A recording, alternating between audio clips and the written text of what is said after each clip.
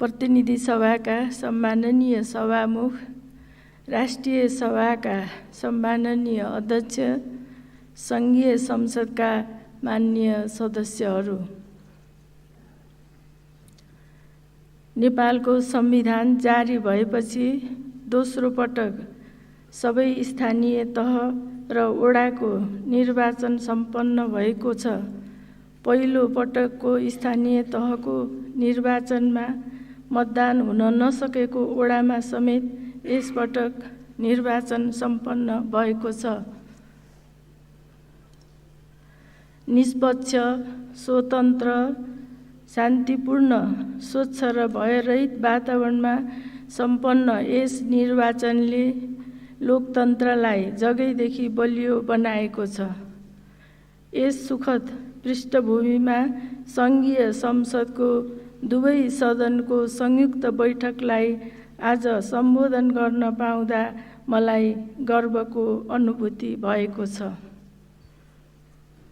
यस अवसरमा नेपाल राष्ट्रको रक्षा र अग्रगमनका आन्दोलनमा शहादत प्राप्त गर्नुहुने शहीदहरूप्रति म भावपूर्ण श्रद्धाञ्जली अर्पण गर्दछु।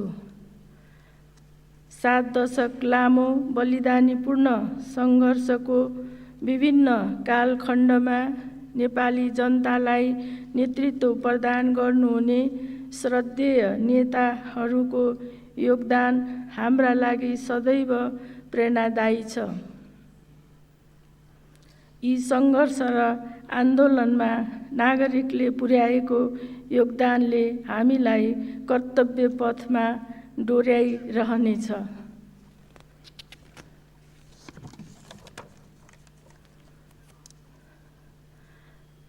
आवधिक रूपमा लोकतान्त्रिक संस्थाहरूको निर्वाचन सम्पन्न गर्ने कार्य चुनौतीपूर्ण हुने गरेको छ। सबै खाले संशय र भ्रमका बावजुद स्थानीय तहको निर्वाचन निर्विघ्नतापूर्वक सम्पन्न गराउन सकेकोमा सरकारले सन्तुष्टि महसुस गरेको छ। सबै राजनीतिक दल र शक्तिहरू स्थानीय तहको निर्वाचनको यस प्रक्रियामा उत्साहका साथ सहभागी हुनुबाट नेपालको संविधान र राजनीतिक प्रणालीमा हामी सबैको साझा स्वामित्व स्थापित भएको छ। स्थानीय तहको निर्वाचन सफलतापूर्वक सम्पन्न गराउने निर्वाचन आयोग, सहयोग पुर्याउने राष्ट्र सेवक, कर्मचारी, सुरक्षा निकाय तथा यस प्रक्रियामा संलग्न राजनीतिक दल, सङ्घ संस्था र आम नागरिक सबैप्रति सरकार आभार व्यक्त गर्दछ। जनचाहना अनुरूप नागरिकहरूको घर दैलोमा सेवा प्रदान गर्ने आधार स्तम्भको रूपमा रहने स्थानीय तहको निर्वाचनले प्रतिस्पर्धात्मक बहुदलीय लोकतान्त्रिक शासन प्रणालीको जगलाई अझ मजबुत बनाएको छ। नयाँ जनादेश सहित निर्धारित समयमा नै स्थानीय तहको गठन भएसँगै लोकतान्त्रिक मूल्य र मान्यतामा आधारित समाजवादप्रति प्रतिबद्ध रही दिगो शान्ति, सुशासन, विकास र समृद्धिको चाहना पूरा गर्ने दिशामा अग्रसर रहन थप सबल आधार प्राप्त भएको छ।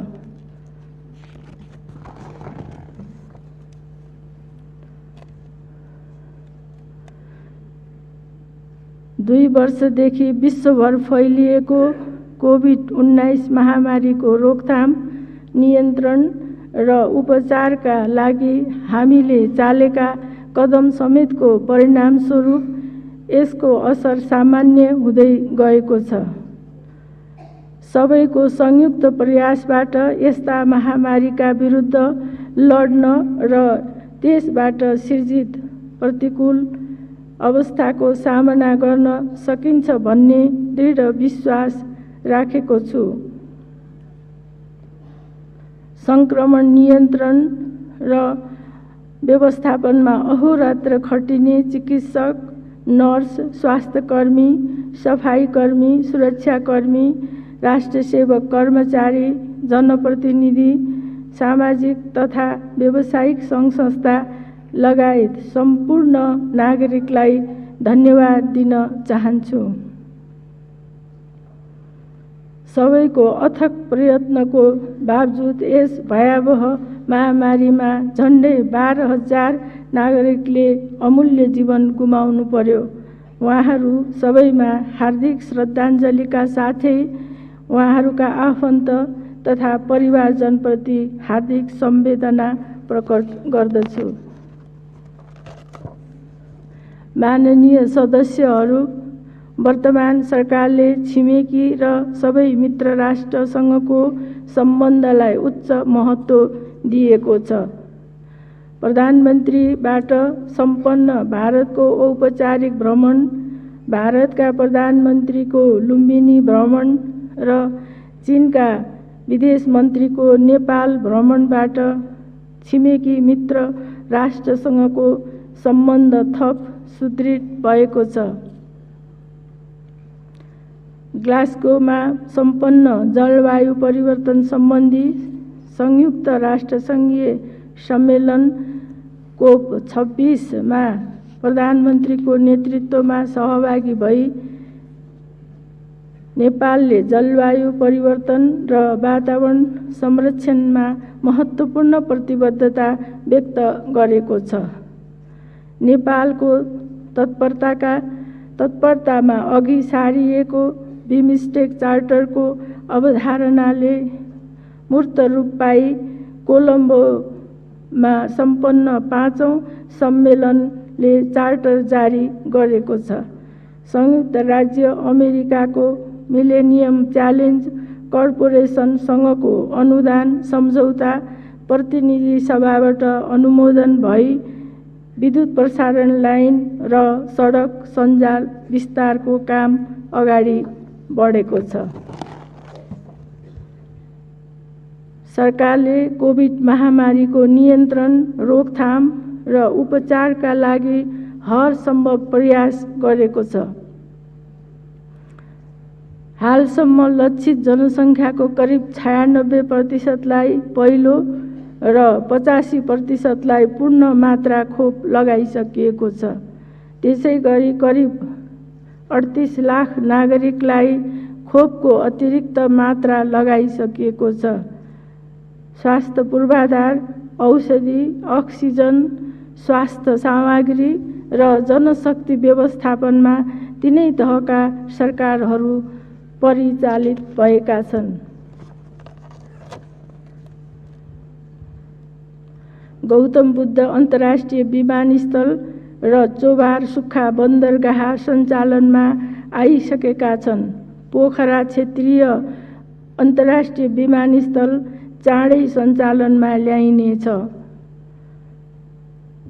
असहज परिस्थितिका बावजुद यो वर्षको प्रथम 10 महिनासम्ममा थप 638 मेगावाट विद्युत उत्पादन भएको छ।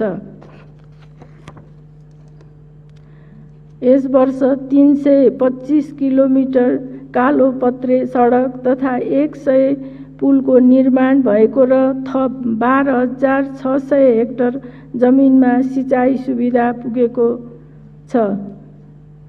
क्षतिग्रस्त मेलम्ची खानेपानी आयोजना पुनः सञ्चालनमा आएको छ। थप 85,000 जनसङ्ख्यालाई खानेपानी सुविधा उपलब्ध गराइएको छ। स्वास्थ्य क्षेत्रमा जनशक्ति सहितको पूर्वाधारमा वृद्धि भएको छ। विभिन्न कारणले लामो समयसम्म जग्गा धनी प्रमाण पूर्जा प्राप्त गर्न नसकेका 23,591 जनालाई जग्गा धनी प्रमाण पूर्जा उपलब्ध गराइएको छ। नेपालले सम्बद्ध 2087 भित्रै दिगो विकासका लक्ष्य प्राप्त गर्ने एवं मध्यम आय भएको मुलुकमा पुग्ने लक्ष्य लिएको छ। नेपाल सन् 2026 मा अति कम विकसित मुलुकबाट स्तर उन्नति हुनेछ।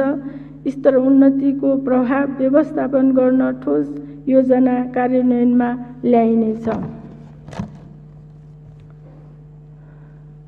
कोभिड महामारीको बेलाको असहज परिस्थितिमा अर्थतन्त्रको बाह्य क्षेत्रमा चाप पर्न गएको भए तापनि विगत केही महिनादेखि विप्रेषण आयमा सुधार तथा पर्यटन आयमा क्रमशः वृद्धि भएको छ। तथापि कोभिड महामारी र युक्रेनमाथि भएको आक्रमणबाट उत्पन्न अस्थिरताका कारण अर्थतन्त्रमा लगातार परेका चापबाट पाठ सिक्दै समष्टिगत आर्थिक संरचनाहरूलाई सबल बनाउँदै लैजानुपर्ने देखिएको छ। वित्तीय र मौद्रिक औजार परिचालन गरी सरकार र निजी क्षेत्रको संयुक्त प्रयासबाट समष्टिगत आर्थिक स्थायित्व कायम गरी तीव्र आर्थिक वृद्धि हासिल गर्नेतर्फ सरकारका नीति र कार्यक्रम लक्षित हुनेछन्। आन्तरिक तथा बाह्य कारणबाट अर्थतन्त्रको संरचनामा आउन सक्ने जोखिम वहन गर्न सक्ने आर्थिक नीति तय गरिनेछ। अर्थतन्त्रको समग्र संरचना रूपान्तरण गर्न सक्ने कार्यक्रम तथा आयोजना कार्यान्वयन गरिनेछ। आन्तरिक स्रोतमा आधारित उत्पादनका साधनहरूको महत्तम परिचालन गरिनेछ।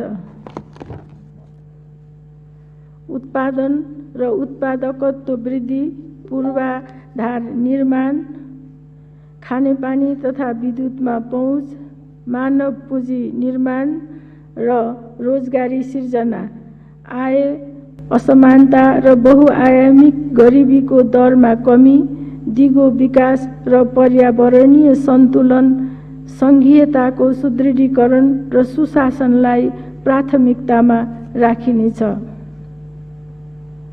माननीय सदस्यहरू, वित्त र मौद्रिक नीतिको संयोजनबाट आर्थिक वृद्धि र स्थायित्व हासिल गरिनेछ। कृषि, यातायात, ऊर्जा, पर्यटन र सूचना प्रविधिलाई आर्थिक वृद्धिको संवाहकको रूपमा अघि बढाई आर्थिक पुनरुत्थानका विशेष कार्यक्रम मार्फत उत्थानशील अर्थतन्त्र निर्माण गरिनेछ। मुद्रास्फीतिलाई वाञ्छित सीमाभित्र राखिनेछ। सङ्घीयता कार्यान्वयनको हालसम्मको अभ्यास, अनुभव र पृष्ठपोषणका आधारमा कार्य विस्तृतीकरण प्रतिवेदनको पुनरावलोकन गरिनेछ। संविधानको अनुसूचीमा उल्लिखित अधिकार सूचीका विषयहरूलाई कार्यान्वयन गर्न आवश्यक कानुनी व्यवस्था मिलाइनेछ। राष्ट्रिय गौरव, रूपान्तरणकारी र रणनीतिक महत्त्वका ठूला आयोजना बाहेक अन्य आयोजनाहरू प्रदेश र स्थानीय तहबाट कार्यान्वयन गरिनेछ। प्रदेश र स्थानीय तहमा वस्तुगत आधारमा वित्तीय हस्तान्तरण गरिनेछ। सङ्घ, प्रदेश र स्थानीय तहको सहकार्य र समन्वयमा प्राकृतिक स्रोतको संरक्षण, उपयोग र समन्यायिक बाँडफाँड गरिनेछ। स्थानीय अर्थतन्त्रलाई राष्ट्रिय अर्थतन्त्रसँग आबद्ध गर्दै आर्थिक समुन्नतिको आधार तयार पारिनेछ। आन्तरिक उत्पादन वृद्धि तथा औद्योगिकरणका लागि गुणस्तरीय पूर्वाधार निर्माण, लगानी प्रवर्धन, व्यावसायिक वातावरण निर्माण एवं सहजीकरण गर्न नीतिगत, कानुनी र प्रणालीगत सुधार गरिनेछ।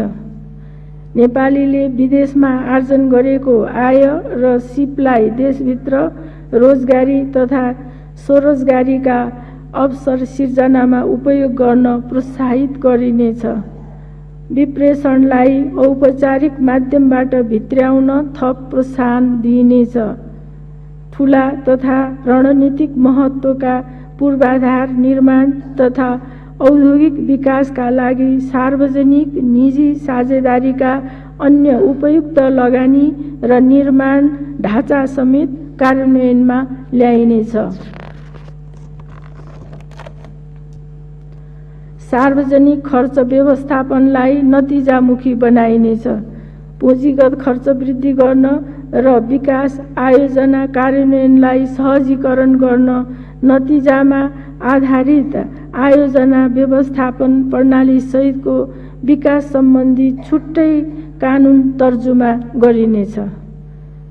विकास निर्माणसँग सम्बन्धित ठेक्का प्रक्रियामा आउने विवादलाई शीघ्र निरूपण गर्न सार्वजनिक खरिद सम्बन्धी कानुनमा सुधार गर्नुका साथै यस सम्बन्धी संरचनालाई सुदृढ बनाइनेछ। विनियोजन कुशलता कायम गर्न दीर्घकालीन सोच अनुरूप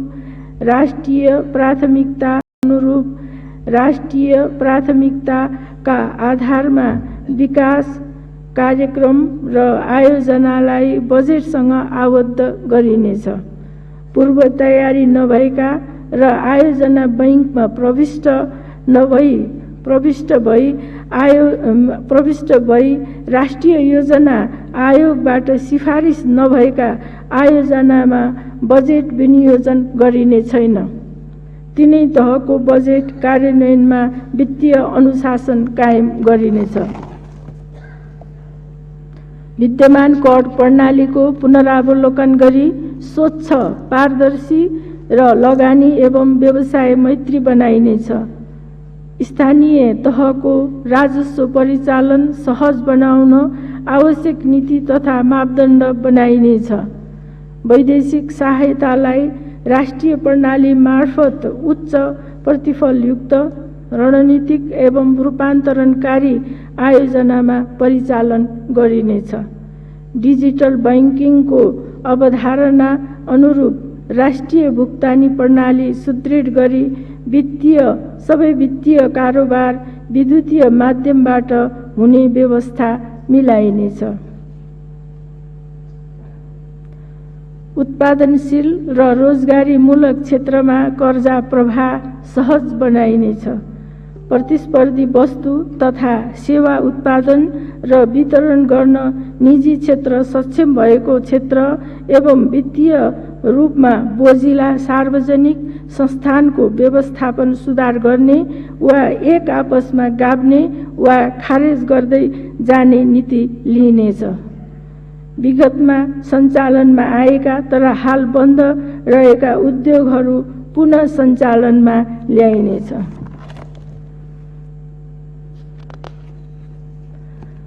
पुँजी बजारको विकास र विस्तारका लागि उत्पादनशील क्षेत्रमा लगानीकर्ताको आकर्षण वृद्धि र नियामक निकायको क्षमता अभिवृद्धि गरिनेछ। आगामी वर्ष नेपालको क्रेडिट रेटिङ सम्पन्न गरिनेछ।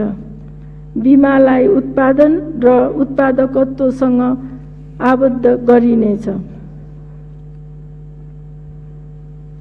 आर्थिक विकास र गरिबी निवारणका लागि सहकारी क्षेत्रलाई उद्यमशीलता, उत्पादन र रोजगारीसँग आबद्ध गरिनेछ। सहकारी सङ्घ संस्थाको अनुगमन र संस्थागत सुशासन प्रवर्धन गर्न नियमनकारी निकायलाई अधिकार सम्पन्न र सुदृढ बनाइनेछ।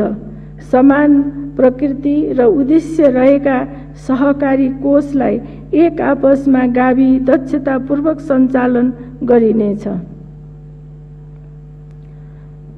पहिचान गरिएका गरिब तथा विपन्न घर परिवारलाई राज्य सुविधा परिचय पत्र वितरण गरी गरिब तथा विपन्न घर परिवार लक्षित सेवा सुविधालाई सोही परिचय पत्रसँग आबद्ध गरिनेछ।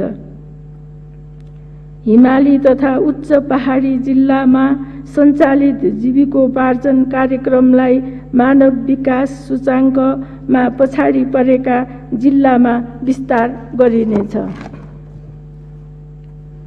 माननीय सदस्यहरू, कृषिलाई आर्थिक वृद्धि र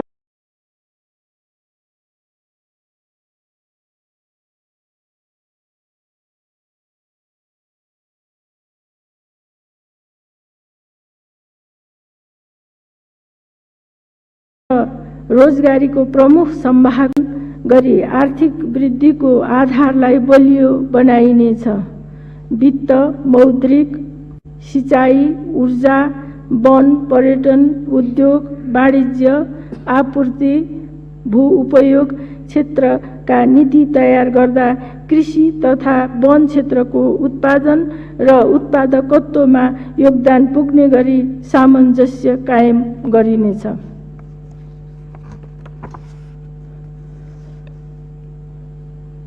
खाद्य वस्तुको उत्पादन बढाउने तथा प्रशोधन लागत घटाउने कार्यक्रम ल्याइनेछ। गुणस्तरीय, उन्नत तथा वर्णशंकर बिउ विकास गरी बिउ बिजनमा आत्मनिर्भर हुने र जलवायु परिवर्तनका असरलाई धान्न सक्ने वातावरण अनुकूलन मैत्री स्थानीय बिउ बिजनको अनुसन्धान र विकासमा जोड दिइनेछ। अर्ग्यानिक खेती प्रणालीलाई प्रोत्साहन गरिनेछ।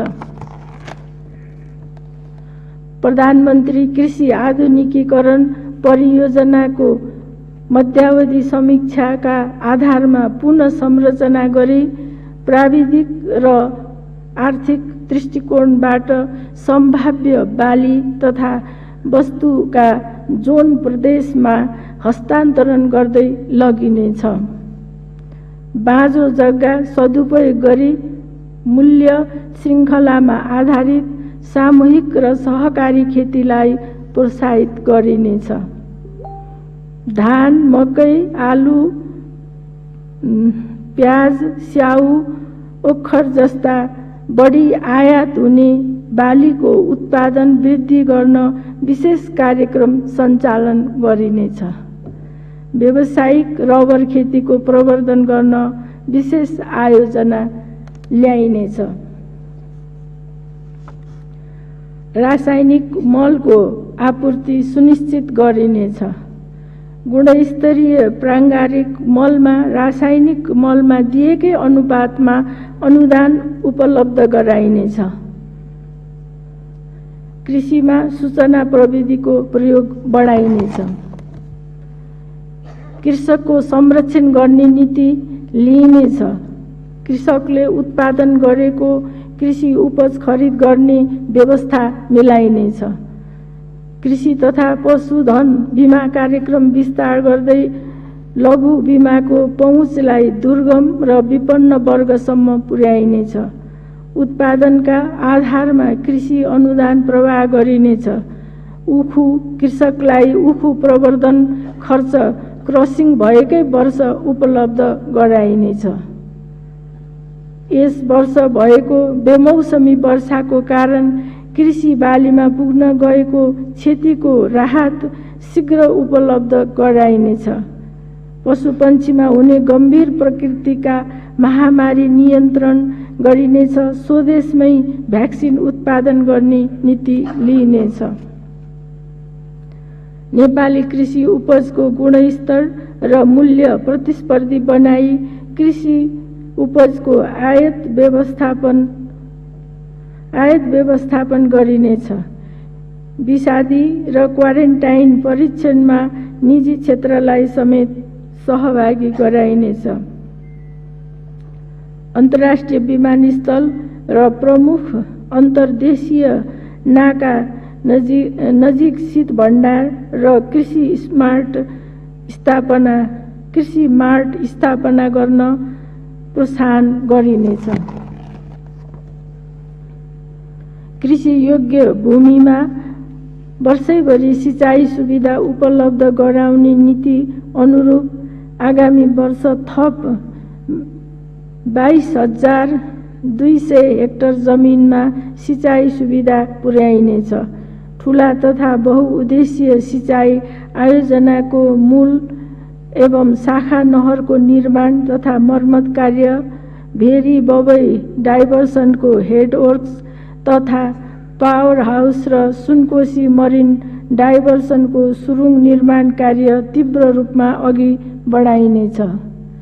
नौमुरे राप्ती कपिलवस्तु डाइभर्सनको निर्माण कार्य सुरु गरिनेछ।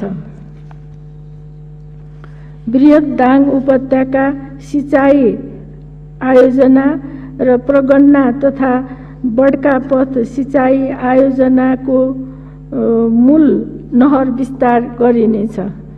चन्द्र नहरको मर्मत सम्मार गरिनेछ। पहाडी तथा हिमाली क्षेत्रमा लिफ्ट सिंचाई र तराई मधेसका कृषि योग्य पकेट क्षेत्रमा पानी सञ्चय पोखरी, स्यालो तथा डिप ट्युबवेलबाट थप जमिनमा सिंचाई सुविधा विस्तार गरिनेछ। सिंचाई कार्यमा खपत हुने विद्युतमा थप सहुलियत प्रदान गरिनेछ। जल उत्पन्न विपदको सम्बोधनका लागि नवप्रवर्धनशील प्रविधि प्रयोग गर्ने, नदीको वैज्ञानिक उत्खनन गरी सङ्कलित नदीजन्य पदार्थ उपयोग गर्ने, पहिरोजन्य अवशेष शीघ्र व्यवस्थापन र प्रशोधन गर्ने तथा नदी व्यवस्थापन कार्य अन्तर्गत निर्माण भएका तटबन्धलाई प्राविधिक रूपमा उपयुक्त देखिएका सडक कोरिडोरको रूपमा विकास गर्ने नीति लिइनेछ।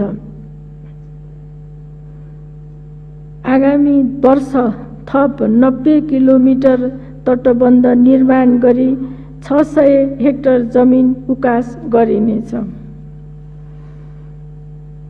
विपद व्यवस्थापनमा आधुनिक वैज्ञानिक तथा पारस्परिक ज्ञान दुवैको प्रयोग गर्ने नीति लिइनेछ। जल तथा मौसम पूर्वानुमान तथा पूर्व सूचना प्रणालीलाई थप विश्वसनीय र भरपर्दो बनाइनेछ। हिमताल विस्फोटको जोखिम न्यून गर्न सङ्खुवासभा, सोलुखुम्बु र मनाङमा हिमतालमा रहेको पानीको सतह घटाइनेछ। तल्लो तटीय क्षेत्रमा पूर्व सूचना प्रणाली सञ्चालन गरिनेछ।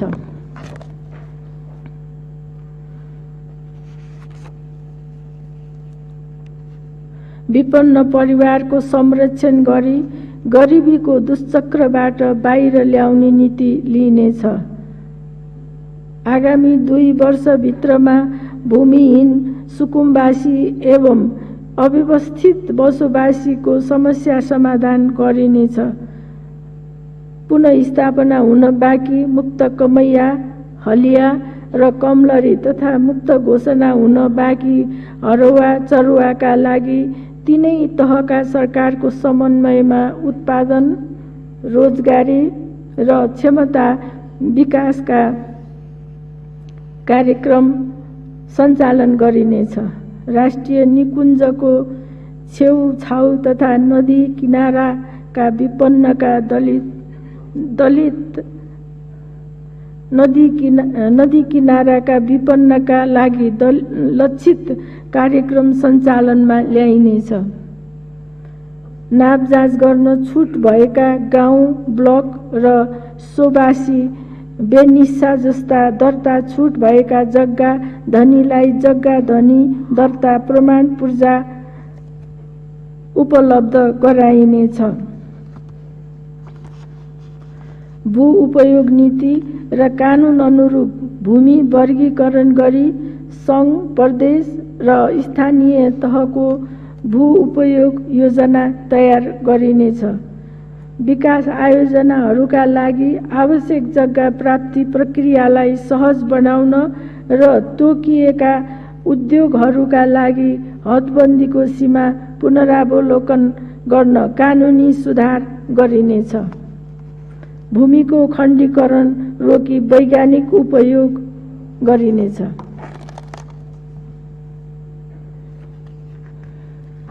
भूमि प्रशासनलाई सरल र झन्झटमुक्त बनाइनेछ।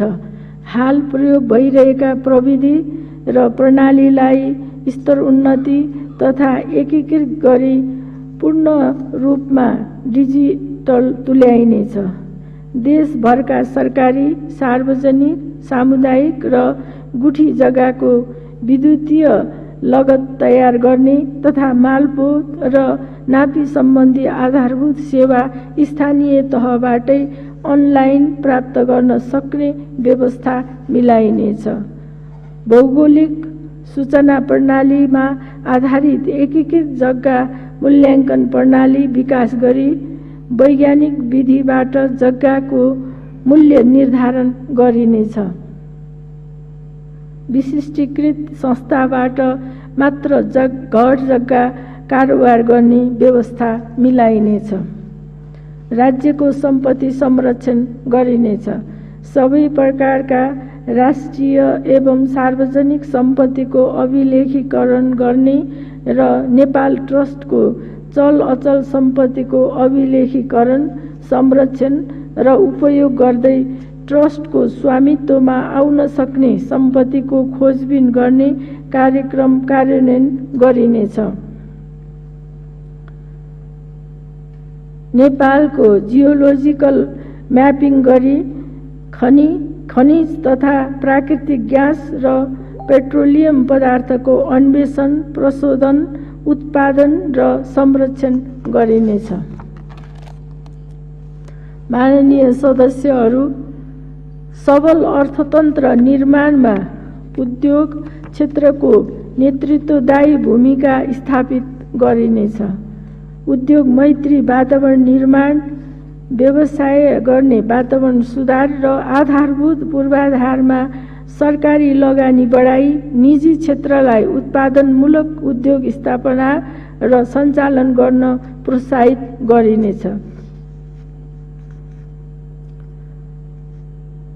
उद्योगको अग्र, पृष्ठ र समानान्तर सम्बन्ध भएका क्षेत्रहरूमा थप आय आर्जन र रोजगारीका अवसर वृद्धि गरिनेछ। कृषि, वन तथा खानी क्षेत्रका उत्पादनलाई औद्योगिक प्रशोधन श्रृङ्खलामा जोड्न फार्म टु इन्डस्ट्री एकीकृत नमुना कार्यक्रम सञ्चालन गरिनेछ। सफा प्रविधि मार्फत औद्योगिकरण गरी आन्तरिक उत्पादन र उत्पादकत्व वृद्धिका विशेष कार्यक्रम कार्यान्वयन गर्दै जाने नीति लिइनेछ। ऊर्जा दक्षता र नवीकरणीय ऊर्जाको उपयोगद्वारा हरित अर्थतन्त्रको विकास गर्ने गरी औद्योगिक प्रवर्धन गरिनेछ। औद्योगिक व्यावसायिक दक्षता विकास गर्न औद्योगिक पूर्वाधार र वातावरण अनुकूलन सम्बन्धी मापदण्ड लागू गरिनेछ।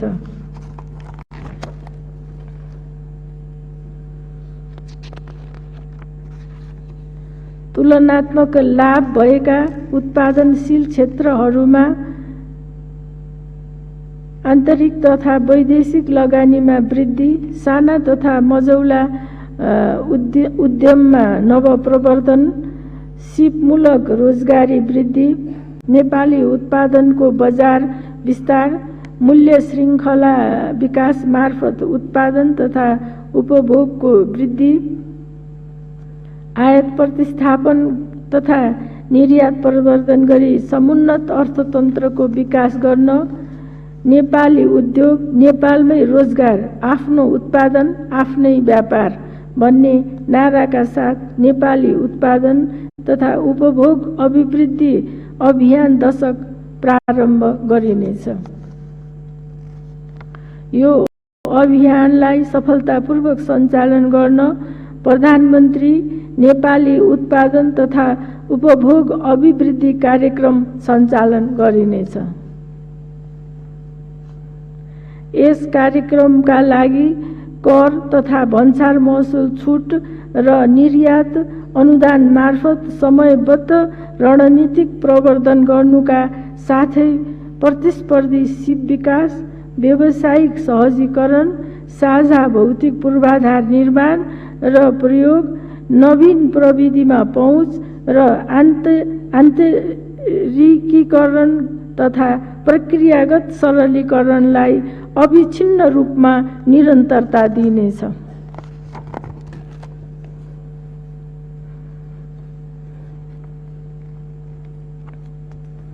स्वदेशी उत्पादनलाई प्रवर्धन र विस्तार गर्न निजी क्षेत्रबाट सञ्चालित मेक इन नेपाल र मेड इन नेपाल अभियानलाई सहयोग गरिनेछ।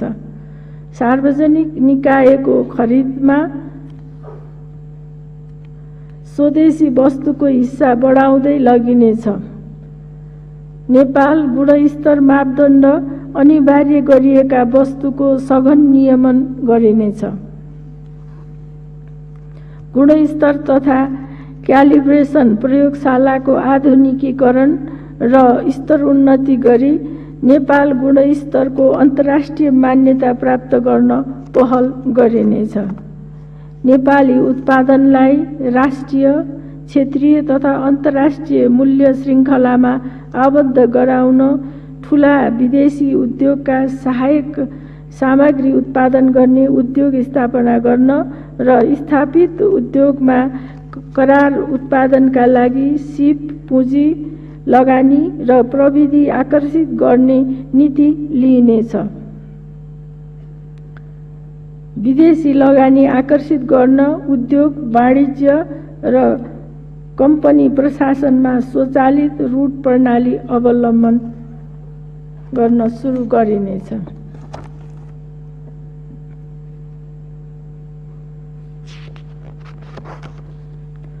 उद्योग प्रशासनलाई सरल र प्रविधि मैत्री बनाइनेछ।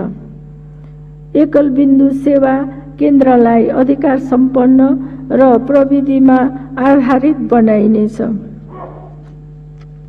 उद्योग तथा व्यवसायको स्थापना, सञ्चालन र बहिर्गमनको अभिलेखन एवं सहजीकरण सम्बन्धी सेवा विद्युतीय माध्यमबाट उपलब्ध हुने प्रबन्ध मिलाइनेछ।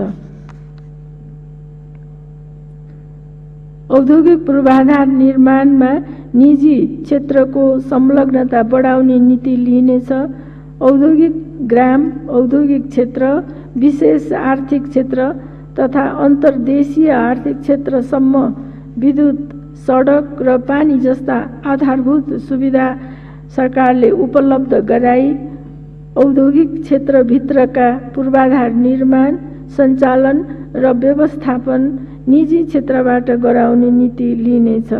सरकारले स्वीकृत गरेको मापदण्ड अनुरूप पहुँच मार्ग र विद्युत प्रसारण लाइन सम्बन्धी उद्योगीले नै निर्माण गरेमा शोध भर्ना दिने व्यवस्थालाई थप सहज बनाइनेछ। भइरहवा विशेष आर्थिक क्षेत्रलाई विस्तार गरिनेछ। नवप्रवर्धनमा आधारित स्टार्टअप व्यवसाय स्थापना र सञ्चालनमा सहजीकरण गरिनेछ।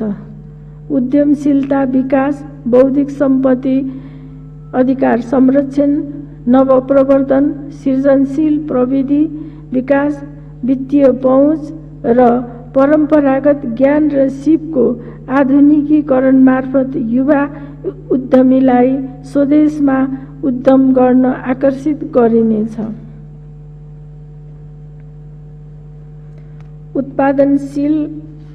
उत्पादनमूलक र निर्यातमूलक उद्योगको उत्पादन लागत घटाई निर्यात प्रवर्धन गरिनेछ।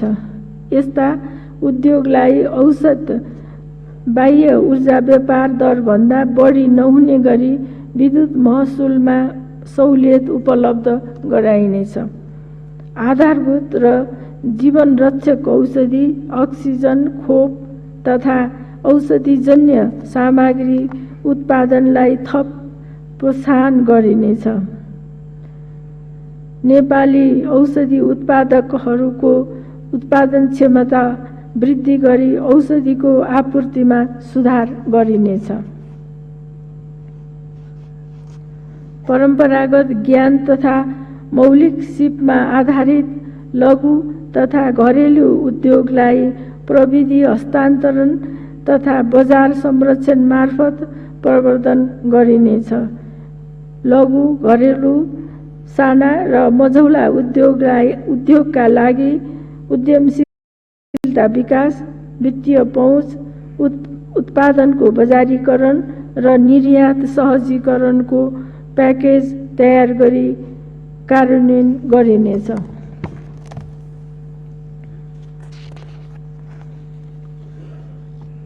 द्विपक्षीय व्यापार तथा पारवहन सन्धि सम्झौताको पुनरावलोकन तथा परिमार्जन गरिनेछ। थप मुलुकसँग व्यापार सम्झौता गरिनेछ। द्विपक्षीय, क्षेत्रीय र बहुपक्षीय व्यापारमा उपलब्ध सुविधा र सहुलियतको अधिकतम उपयोग गरिनेछ। अन्तर्राष्ट्रिय व्यापार लागत कम गर्न गुणस्तरीय व्यापार पूर्वाधार विकास गरिनेछ। भैरहवा र नेपालगञ्जको एकीकृत जाँच चौकीको निर्माण शीघ्र सम्पन्न गरिनेछ। प्राकृतिक स्रोतमा आधारित वस्तुको आन्तरिक रूपमा प्रशोधन र निर्यात प्रवर्धन गर्ने नीति लिइनेछ। आपूर्ति श्रृङ्खला सुचारू गर्न, अर्थतन्त्रमा पर्ने बाह्य प्रभाव कम गर्न र औद्योगिक उत्पादनको बजार पहुँचका लागि विद्युतीय व्यापार प्रणालीको उपयोग गरिनेछ। नेपाली उत्पादनलाई अवांछित प्रतिस्पर्धाबाट जोगाउन सेफगार्ड, एन्टी डम्पिङ र काउन्टर भेलिङ सम्बन्धी कानुनको प्रभावकारी कार्यान्वयन गरिनेछ। अन्तर्राष्ट्रिय व्यापारमा भरपर्दो सूचना प्राप्त गर्न विज्ञ सम्मिलित मार्केट एन्ड ट्रेड इन्टेलिजेन्सको उपयोग गरिनेछ। निर्यात विस्तारका लागि निजी क्षेत्रसँगको साझेदारीमा प्रवर्धनात्मक कार्यक्रम सञ्चालन गरिनेछ। पेट्रोलियम पदार्थको आपूर्ति व्यवस्थालाई नियमित, सहज तथा लागत प्रभावी बनाइनेछ। पेट्रोलियम पदार्थको मूल्य निर्धारण स्वचालित प्रणालीमा आधारित गराइनेछ। खाद्य सुरक्षा प्रत्याभूत गर्ने नीति लिइनेछ। प्रदेश र स्थानीय तहसँगको लागत साझेदारीमा थप खाद्यान्न भण्डारगृह निर्माण गरिनेछ। आन्तरिक वितरण प्रणाली सुदृढ बनाई देशभरि समयमै सहज रूपमा खाद्य वस्तु उपलब्ध हुने व्यवस्था मिलाइनेछ। वैज्ञानिक आधारमा जिल्ला पुनरावलोकन गरी हिमाली र दुर्गम जिल्लाहरूमा खाद्यान्न र नुन ढुवानी गर्ने कार्यलाई प्रभावकारी बनाइनेछ। पर्यटनलाई अर्थतन्त्रको गतिशील आयामको रूपमा सबै प्रकारका आर्थिक गतिविधिसँग आबद्ध गरिनेछ। पर्यटकीय स्थल र वस्तुको विविधीकरण गर्दै पर्यटन क्षेत्रमा रोजगारी वृद्धि, विदेशी मुद्रा आर्जन र स्थानीय उत्पादनको प्रवर्धनमा जोड दिइनेछ। एकीकृत पर्यटकीय पूर्वाधार र उच्च मूल्ययुक्त पर्यटन उपजको विकास तथा प्रवर्धनमा स्वदेशी तथा विदेशी लगानी आकर्षण गर्ने विशेष कार्यक्रम सञ्चालन गरिनेछ। ग्रामीण पर्यटन तथा होमस्टेलाई प्रवर्धन गरिनेछ।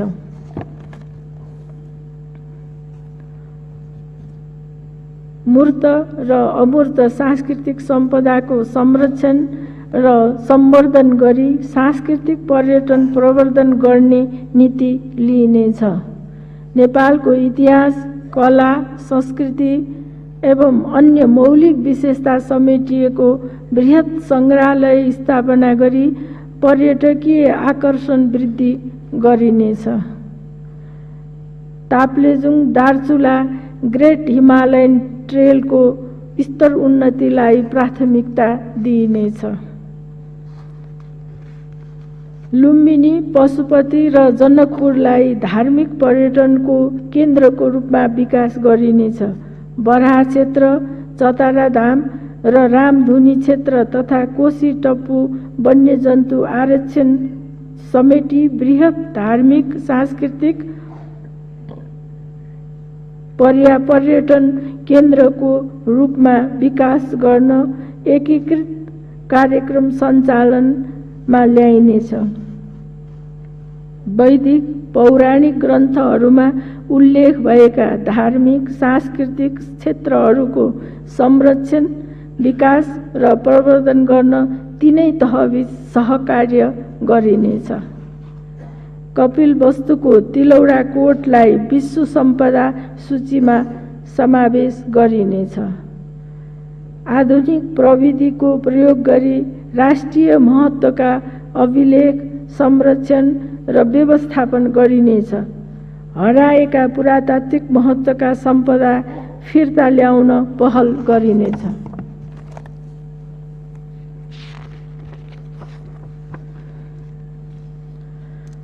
हवाई सेवालाई विस्तार गर्दै सुरक्षित र गुणस्तरीय बनाउँदै लगिनेछ। उड्डयन क्षेत्रमा अन्तर्राष्ट्रिय मापदण्डको परिपालना, नियमन क्षमता वृद्धि तथा नवीन प्रविधिको उच्चतम प्रयोगलाई प्रोत्साहन गरिनेछ। वायु सेवा कम्पनीहरूलाई काठमाडौँ बाहिरबाट समेत उडान गर्न प्रोत्साहित गरिनेछ। थप मुलुकसँग हवाई सेवा सम्झौता गरी नेपाली वायु सेवा कम्पनीहरूको अन्तर्राष्ट्रिय बजार विस्तार गरिनेछ। आर्थिक वर्ष 2080-81 देखि निर्माण कार्य सुरु गर्ने गरी निजगढ अन्तर्राष्ट्रिय विमानस्थलको लगानी तथा निर्माणको ढाँचा टुङ्गो लगाइनेछ। निर्माण सम्पन्न भएका क्षेत्रीय अन्तर्राष्ट्रिय विमानस्थलहरू पूर्ण सञ्चालनमा ल्याउन आवश्यक प्रबन्ध मिलाइनेछ।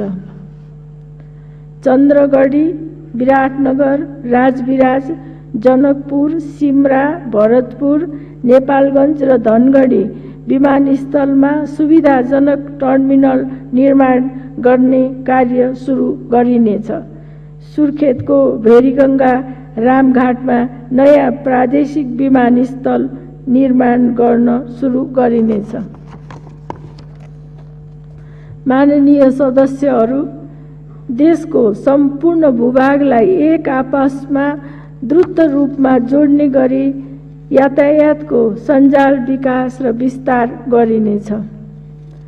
आपूर्ति श्रृङ्खला, ढुवानी र आवागमनलाई सहज र व्यवस्थित गराउन उपलब्ध सबै यातायात प्रणालीलाई एक अर्काको परिपूरकको रूपमा विकास गरिनेछ। सडक पूर्वाधार निर्माण र स्तर उन्नति गर्दा सडक सुरक्षा मापदण्ड लागू गरिनेछ। 5 वर्षभित्र पूर्व पश्चिम राजमार्गलाई कम्तीमा 4 लेनको एसियन हाइवेको स्तर उन्नति गर्ने नीति अनुरूप बुटवल, नारायणगढ र कमला कञ्चनपुर खण्डको निर्माण कार्यलाई तीव्रता दिनुका साथै काकरभिट्टा, लौकही, पथलैया, कमला तथा पथलैया, नारायणगढ खण्डको निर्माण कार्य सुरु गरिनेछ। तराई, काठमाडौँ तराई मधेस द्रुत मार्ग तोकिएको समयमै सम्पन्न गर्ने गरी निर्माण कार्यलाई तीव्रता दिइनेछ। राष्ट्रिय राजमार्ग र तराई मधेसका जिल्ला सदरमुकाम जोड्ने सडकलाई मापदण्डका आधारमा कम्तीमा 4 लेनमा स्तर उन्नति गरिनेछ। सप्तरीको गोविन्दपुर छिन्नमस्ता हुँदै उदयपुरको गाईघाटसम्मको सडक निर्माण कार्यलाई प्राथमिकता दिइनेछ।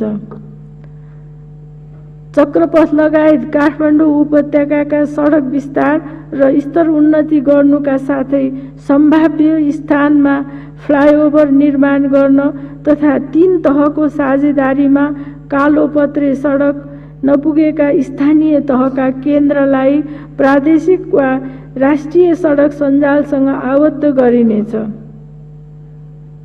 आगामी वर्ष थप 800 किलोमिटर सडक निर्माण र 200 57 किलोमिटर सडक स्तर उन्नति गरिनेछ। राष्ट्रिय गौरवका कालीगण्डकी, कोशी र कर्णाली कोरिडोरको निर्माण एवं स्तर उन्नति कार्यलाई निरन्तरता दिइनेछ। कर्णाली कोरिडोरमा बाँकी ट्र्याक खोल्ने कार्य सम्पन्न गरी आगामी वर्ष हुम्ला जिल्लालाई राष्ट्रिय सडक सञ्जालमा जोडिनेछ। हुलाकी राजमार्ग, पुष्पलाल मध्य पहाडी राजमार्ग द्रुत रूपमा सम्पन्न गर्ने तथा गल्छी र स्वागढीका सडकलाई 2 लेनको कालोपत्रे स्तर उन्नति, चन्द्रनिगापुर गौर सडक 4 लेनमा स्तर उन्नति र भारतीय सीमा नजिकका प्रमुख व्यापारिक नाकालाई पूर्व पश्चिम राजमार्गसँग जोड्ने सडक स्तर उन्नति कार्यलाई प्राथमिकता दिइनेछ। मदन भण्डारी राजमार्गको निर्माण प्रक्रियामा रहेका बाँकी कार्यलाई सम्पन्न गरिनेछ। त्रिभुवन राजमार्ग लगायत प्रमुख राजमार्गमा सुरुङ मार्ग, फ्लाइओभर तथा अन्डरपास सहितको आधुनिक सडक सञ्जाल विस्तार गरिनेछ। सिस्ने खोलादेखि नागढुङ्गासम्मको मुख्य सुरुङको निर्माण सम्पन्न गरिनेछ। सिद्धबाबा सुरुङ मार्गको निर्माण सुरु गरिनेछ। पूर्व पश्चिम राजमार्गको नारायणगढ बुटवल खण्डको दाउन्नेमा तथा पृथ्वी राजमार्गको मजिमटारदेखि चितवनको शक्तिखोरसम्म सुरुङ मार्ग निर्माणको पूर्व तयारी गरिनेछ। आगामी वर्ष थप 300 सडक पुलको निर्माण कार्य सम्पन्न गरिनेछ। स्थानीय सडकमा पुल निर्माणको जिम्मेवारी प्रदेश सरकारलाई हस्तान्तरण गरिनेछ। महाकाली नदीमा निर्माणाधीन दोधारा चाँदनी जोड्ने 4 लेनको पुलको निर्माण सम्पन्न गरिनेछ। विराटनगर सुक्खा बन्दरगाहसम्म कार्गो रेल सञ्चालन गरिनेछ। पूर्व पश्चिम विद्युतीय रेल मार्ग आयोजना विकासको पूर्व तयारी गरिनेछ। रसुवागढी काठमाडौँ रेल मार्गको सम्भाव्यता अध्ययन र वीरगञ्ज काठमाडौँ रेल मार्ग तथा काठमाडौँ उपत्यकामा मेट्रो रेलको विस्तृत अध्ययन गरिनेछ। नेपालका नदी प्रणालीहरूमा आन्तरिक जल यातायातको सम्भाव्यता पहिचान तथा विकास गरिनेछ। सार्वजनिक यातायातलाई थप प्रभावकारी बनाउन वातावरण मैत्री बृहत बस परिवहन प्रणालीलाई प्रोत्साहन गरिनेछ। केबल कार र रोपवेको निर्माण र सञ्चालनलाई थप प्रोत्साहित गरिनेछ। सवारी चालक अनुमति पत्र सम्बन्धित प्रदेशबाटै सरल रूपमा शीघ्र वितरण गर्ने व्यवस्था मिलाइनेछ। अति विपन्न, दलित, लोपोन्मुख, सीमान्तकृतका लागि किफायती र वातावरण मैत्री आवास उपलब्ध गराउने अभियान सञ्चालन गरिनेछ। जोखिममा रहेका बस्ती तथा विस्थापित परिवारलाई सुरक्षित स्थानमा स्थानान्तरण गरिनेछ। भूकम्पका दृष्टिले संवेदनशील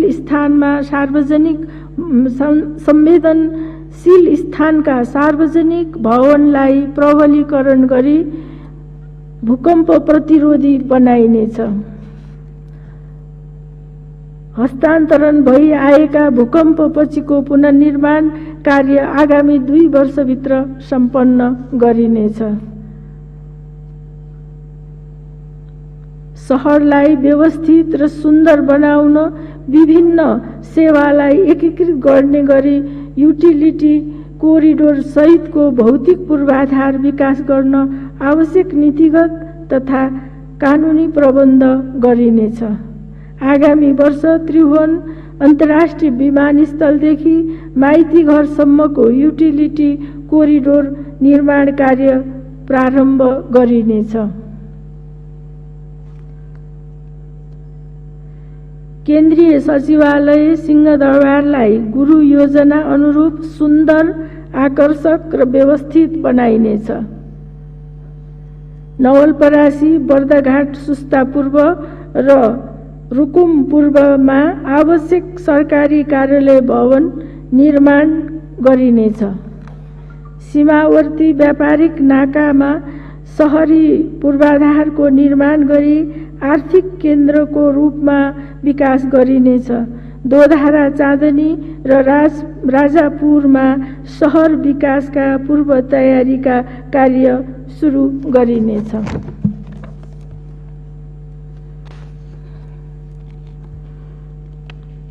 सांस्कृतिक सम्पदाको संरक्षण र व्यवस्थित विकास गर्ने नीति लिइनेछ।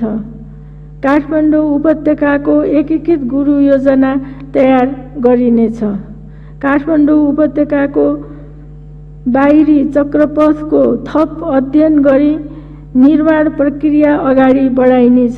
काठमाडौँ उपत्यकाभित्र पहिचान गरिएका स्थानलाई नयाँ सहरको रूपमा विकास गरिनेछ। हाउस पुलिङको माध्यमबाट सहरको पुनरुत्थान गरिनेछ।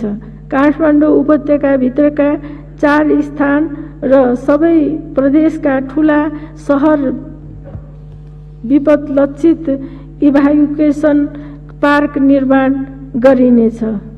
सहरहरूमा उत्सर्जित फोहोर मैलाको वैज्ञानिक व्यवस्थापनको लागि स्थानीय तहलाई प्राविधिक सहयोग उपलब्ध गराउने संस्थागत प्रबन्ध गरिनेछ। काठमाडौँ उपत्यकामा सार्वजनिक यातायात प्रणालीलाई सुदृढ र व्यवस्थित बनाउन उपत्यकाभित्रका स्थानीय तहसँग सहकार्य र साझेदारी गरी एकीकृत सार्वजनिक यातायात योजना कार्यान्वयन गरिनेछ। काठमाडौँ उपत्यकाका सडकहरू पैदल यात्री मैत्री बनाउनका लागि फुटपाथ विस्तार गरिनेछ।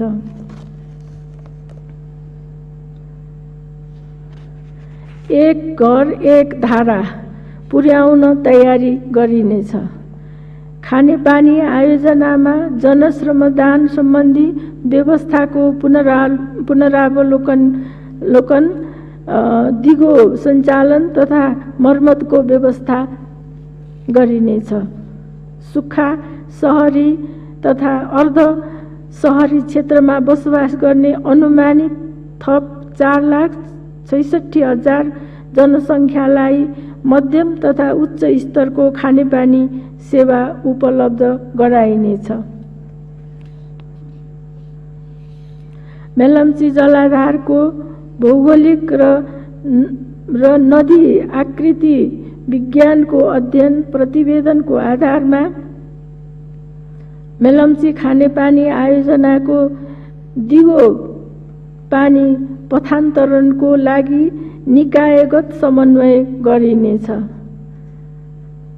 काठमाडौँ उपत्यकाको चक्रपथ बाहिर र भक्तपुरको अरनिकोको राजमार्ग वरिपरिका स्थानमा खानेपानीको पाइप बिछ्याउन सुरु गरिनेछ। पानीको सतह तथा भूमिगत स्रोत संरक्षण गर्दै जनतालाई खानेपानी आपूर्तिको दिगो व्यवस्था मिलाइनेछ। काठमाडौँ उपत्यकाभित्रका जलाधार संरक्षण गर्दै खानेपानी आपूर्ति सुनिश्चित गर्न थप स्रोतको अध्ययन गरिनेछ। आर्सेनिक समस्याको दिगो समाधान खोजिनेछ।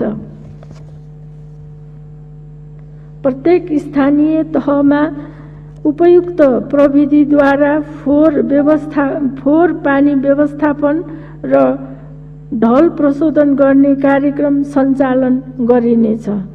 आगामी वर्ष 100 स्थानीय तहलाई सरसफाई गुरु योजना तयार गर्न सहयोग गरिनेछ। विभिन्न 12 सहरमा एकीकृत खानेपानी र फोहोर पानी प्रशोधनको विस्तृत अध्ययन गरिनेछ। माननीय सदस्यहरू,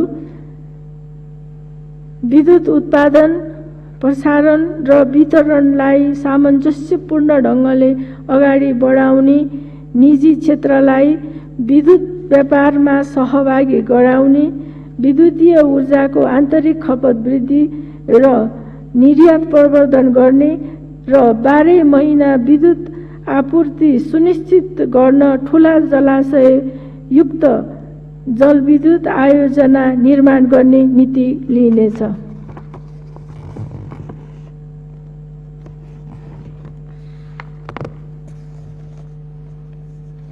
नेपाल र भारतद्वारा संयुक्त रूपमा जारी गरिएको ऊर्जा विकास सम्बन्धी दीर्घकालीन अवधारणा बमोजिम विद्युत उत्पादन प्रसारण प्रणाली विस्तार, द्विपक्षीय विद्युत व्यापार, दुवै देशका राष्ट्रिय प्रसारण लाइनको समन्वयात्मक उपयोग र संस्थागत सहयोगका क्षेत्रमा भएका अवसरको उपयोग गरिनेछ। आगामी 2 वर्षभित्र सबै स्थानीय तहमा विद्युतीकरण गर्न विद्युत उत्पादन प्रसारण तथा वितरणका लागि लगानी वृद्धि गरिनेछ। सरकारी तथा निजी क्षेत्रबाट प्रवर्तित जलविद्युत आयोजना सम्पन्न गरी आगामी आर्थिक वर्ष थप 715 मेगावाट विद्युत राष्ट्रिय प्रसारण प्रणालीमा जोडिनेछ। जलाशय युक्त तथा नदी बेसिनमा आधारित आयोजनालाई जोड्ने गरी 400 केभीए क्षमताका राष्ट्रिय तथा अन्तर्देशीय विद्युत प्रसारण लाइन विस्तार गर्न सुरु गरिनेछ। विद्युत वितरण प्रणाली विस्तार र सुदृढ गरी विद्युत वितरण भरपर्दो बनाइनेछ। आगामी वर्ष राष्ट्रिय प्रसारण लाइन नपुगेका दुर्गम क्षेत्रमा लघु तथा साना जल विद्युत र सौर ऊर्जाबाट थप 25,000 घरधुरीलाई विद्युत सेवा उपलब्ध गराइनेछ।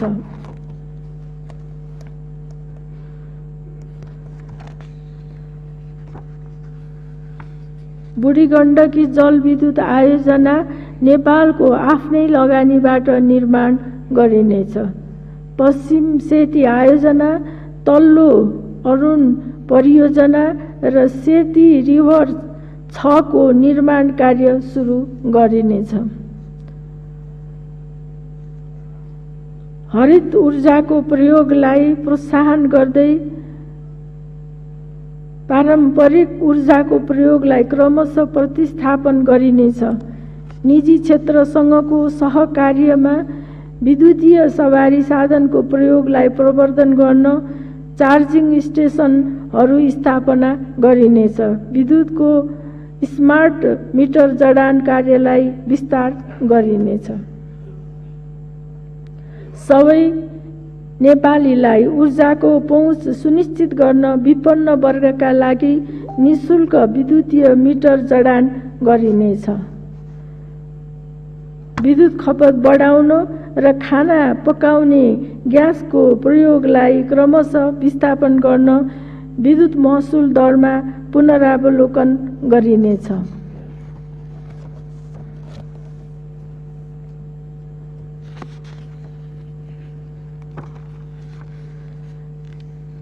डिजिटल नेपाल फ्रेमवर्क 2076 को प्रभावकारी कार्यान्वयनबाट सार्वजनिक सेवालाई सरल, सहज, सुलभ र पारदर्शी बनाउने नीति लिइनेछ। आगामी वर्षदेखि नेपाल सरकारका सबै निकायमा एकीकृत कार्यालय व्यवस्थापन प्रणाली लागू गरी कागजको प्रयोग क्रमशः कम गरिनेछ।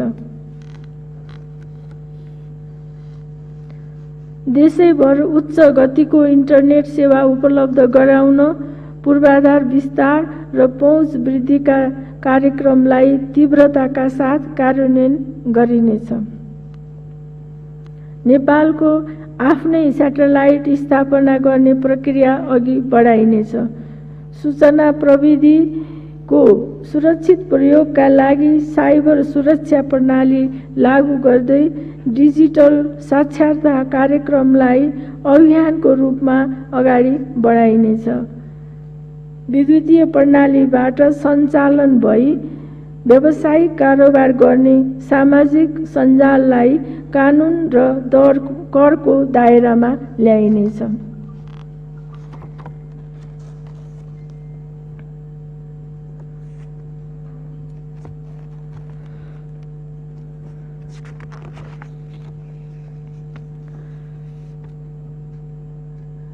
ग्रामीण दूरसञ्चार प्रविधि कोषको उपयोग गरी आगामी आर्थिक वर्षदेखि देशभरका माध्यमिक तहका सामुदायिक विद्यालय र सामुदायिक अस्पतालहरूमा जडित इन्टरनेटको न्यूनतम शुल्कमा 50% सहुलियत उपलब्ध गराइनेछ।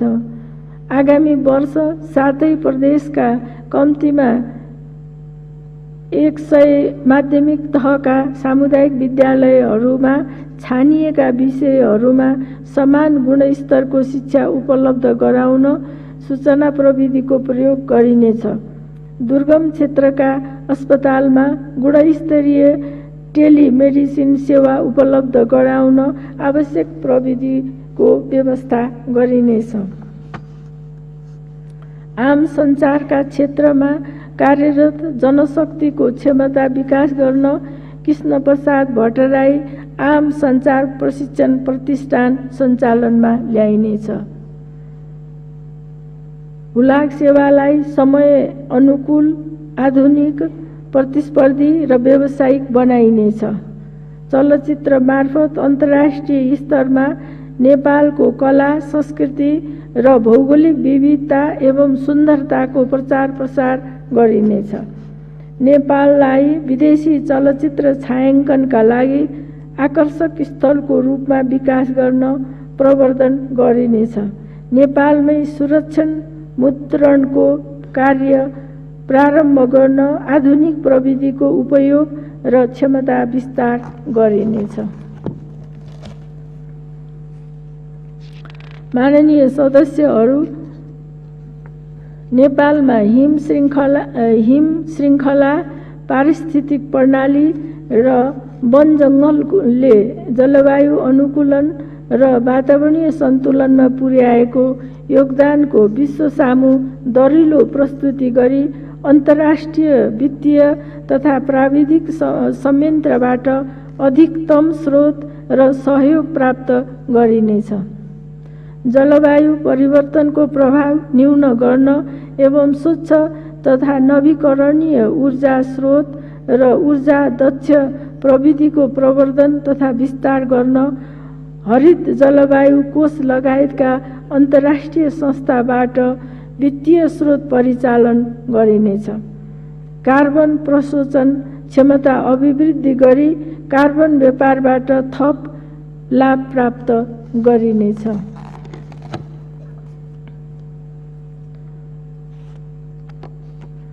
वन विनाशलाई सन् 2030 सम्म शून्यमा पुर्याउने लक्ष्य सहितको ग्लासगो घोषणा कार्यान्वयन गरिनेछ।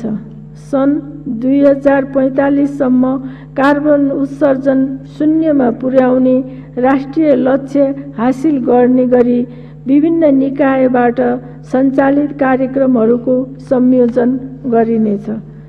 खनिज इन्धनलाई स्वच्छ र नवीकरणीय ऊर्जाबाट प्रतिस्थापन गर्दै लगिनेछ। जलवायु परिवर्तन र वातावरणीय संरक्षण सम्बन्धी विषयहरूमा निकायगत संयोजन गर्न एकीकृत रूपमा कार्यान्वयन गर्न सक्षम निकायको व्यवस्था गरिनेछ।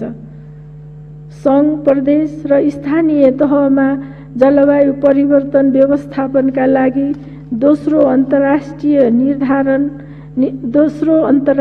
निर्धारित योगदान र राष्ट्रिय अनुकूलन योजना कार्यान्वयनको संस्थागत प्रबन्ध गरिनेछ। पारिस्थितिक प्रणालीमा सुधार गरी सङ्कटासन्न समुदायको जलवायु अनुकूलन क्षमता वृद्धि गरिनेछ। विकास र वातावरण बीच सन्तुलन कायम गर्ने नीति लिइनेछ।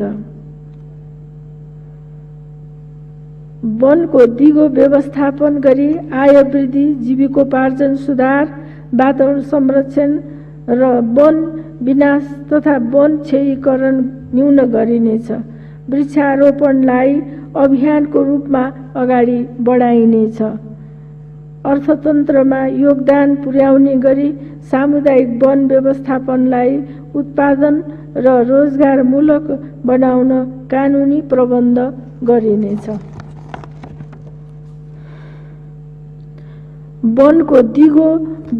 वनको दिगो व्यवस्थापन गरी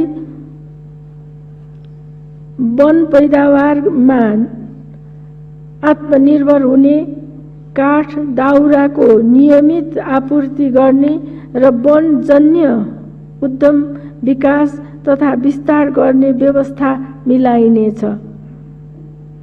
काठ लगायतका वनजन्य पदार्थको आयात निरुत्साहित गरिनेछ।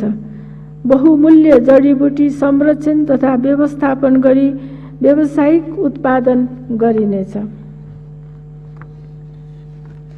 वन्यजन्तुको अवैध व्यापारलाई कडाइका साथ नियन्त्रण गरिनेछ।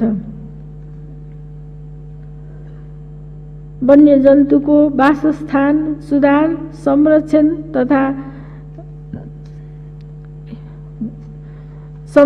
तथा व्यवस्थापन कार्यक्रमलाई प्राथमिकताका साथ सञ्चालन गरिनेछ। वन्यजन्तुको व्यावसायिक पालन, प्रजनन तथा उपभोगको मापदण्ड बनाई कार्यान्वयन गरिनेछ।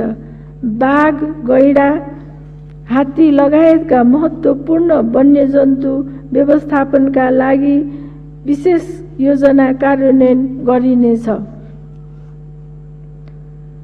मानव वन्यजन्तु द्वन्द्व न्यून गर्दै वन्यजन्तु उद्धार केन्द्र निर्माण तथा सञ्चालन गरिनेछ। सबै किसिमका पूर्वाधार निर्माणलाई वन्यजन्तु मैत्री बनाउन आवश्यक समन्वय गरिनेछ।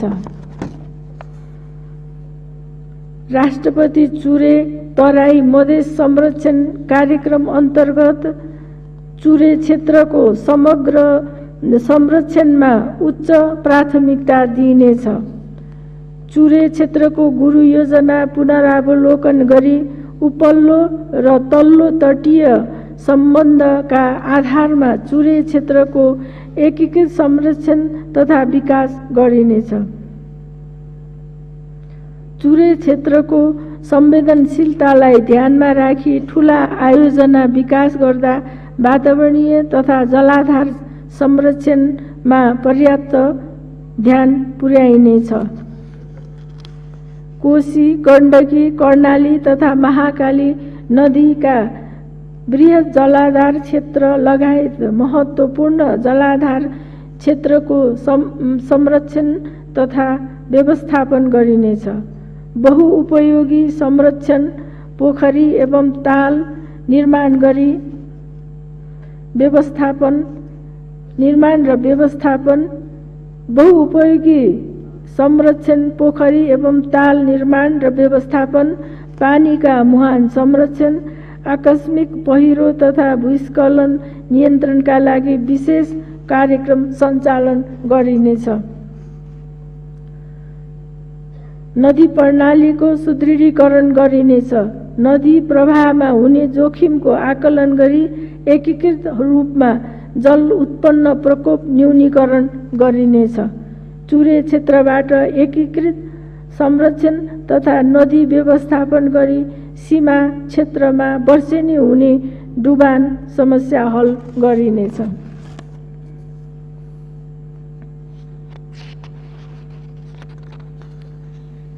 स्वचालित जल तथा मौसम मापन प्रणालीको विस्तार गरी मौसम तथा बाढी पूर्वानुमानको गुणस्तरीय र विश्वसनीय सूचना आपतकालीन कार्य सञ्चालन केन्द्रहरूमा वास्तविक समयमा पुग्ने व्यवस्था मिलाइनेछ। वातावरण संरक्षण सम्बन्धी मापदण्डलाई विकास मैत्री हुने गरी परिमार्जन गरिनेछ।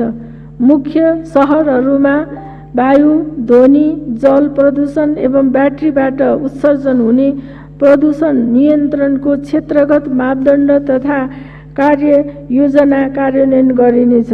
बस्तीहरूमा हुने आगलागी र वन जङ्गल तथा भिरपाखामा लाग्ने डढेलोबाट हुने जनधनको क्षति र वातावरणीय प्रदूषण न्यून गर्न विशेष कार्यक्रम सञ्चालन गरिनेछ। माननीय सदस्यहरू, राज्यका आधारभूत तहमा महिला र दलितको समानुपातिक प्रतिनिधित्व सुनिश्चित गरिनेछ। राष्ट्रपति महिला उत्थान कार्यक्रमलाई प्रभावकारी बनाइनेछ। महिला र लैङ्गिक तथा यौनिक अल्पसंख्यक विरुद्ध हुने सबै प्रकारका हिंसा, शोषण, दुर्व्यवहार र भेदभाव अन्त्य गरी लैङ्गिक उत्तरदायी शासन प्रणालीलाई संस्थागत गर्ने नीति लिइनेछ।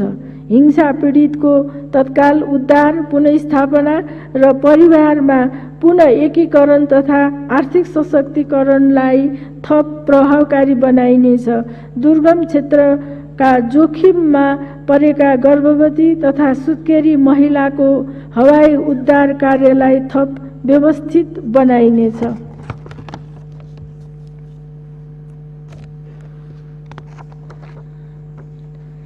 बालबालिकाको हक अधिकार सुनिश्चित गर्दै आधारभूत स्वास्थ्य, शिक्षा र पोषणमा सबैको पहुँच अभिवृद्धि गरिनेछ। सडक बालबालिका मुक्त नेपाल अभियानलाई निरन्तरता दिइनेछ। हिंसामा परेका, विशेष संरक्षणको आवश्यकता रहेका तथा अनाथ बालबालिकाहरूको संरक्षणका लागि प्रदेश तथा स्थानीय तहसँगको साझेदारी, सहयोग र समन्वयमा बालबालिका पुनर्स्थापना केन्द्र सञ्चालन गरिनेछ। बाल न्याय प्रणालीलाई प्रभावकारी बनाउँदै थप बाल सुधार गृह निर्माण तथा मौजुदा बाल सुधार गृहको भौतिक पूर्वाधार सुदृढ गरिनेछ। ज्येष्ठ नागरिक र अपाङ्गता भएका व्यक्तिको संरक्षण गरिनेछ। ज्येष्ठ नागरिकको अधिकार संरक्षण र कल्याणकारी कार्यक्रम सञ्चालन गर्न राष्ट्रिय ज्येष्ठ नागरिक नीति तर्जुमा गरिनेछ। अपाङ्गता भएका व्यक्तिको संरक्षण र आत्मनिर्भरताका लागि शिक्षा, प्रविधि र सिपमा पहुँच वृद्धि गरिनेछ। महिला, बालबालिका, ज्येष्ठ नागरिक, अपाङ्गता भएका व्यक्ति एवं लैङ्गिक तथा यौनिक अल्पसंख्यकका हित संरक्षण र समस्या सम्बोधन गर्न प्रदेश र स्थानीय तहको सहकार्यमा जिल्ला स्तरमा समन्वय इकाइको प्रबन्ध मिलाइनेछ।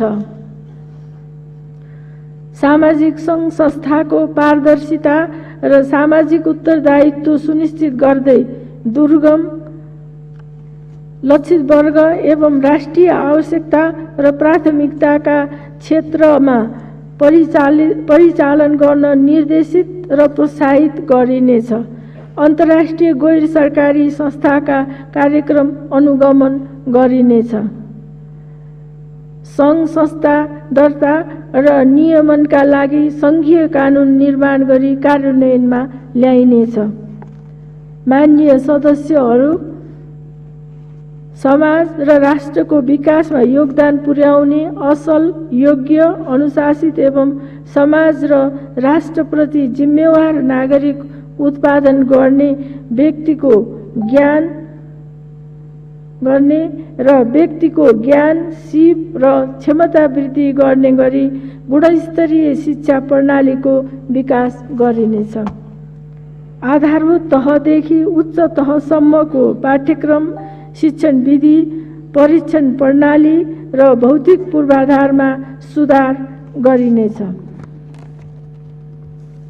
गुणस्तरीय, अनिवार्य तथा निःशुल्क शिक्षाका लागि विद्यालय क्षेत्र विकास योजना कार्यान्वयनमा ल्याइनेछ।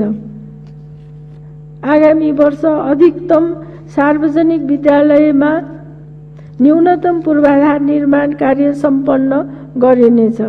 विज्ञान, गणित, अङ्ग्रेजी र प्रविधि शिक्षकको अभाव नहुने गरी सामुदायिक विद्यालयमा शिक्षक विद्यार्थीको अनुपातको आधारमा शिक्षक दरबन्दी पुनरावलोकन गरिनेछ। गुणस्तरीय शिक्षाको राष्ट्रिय मानक निर्धारण गर्ने विशिष्टीकृत नमुना विद्यालय सञ्चालनमा ल्याइनेछ। राष्ट्रपति शैक्षिक सुधार कार्यक्रमलाई परिमार्जन गरी शैक्षिक गुणस्तर वृद्धि, भौतिक पूर्वाधार विकास र अतिरिक्त क्रियाकलाप सञ्चालन गरिनेछ।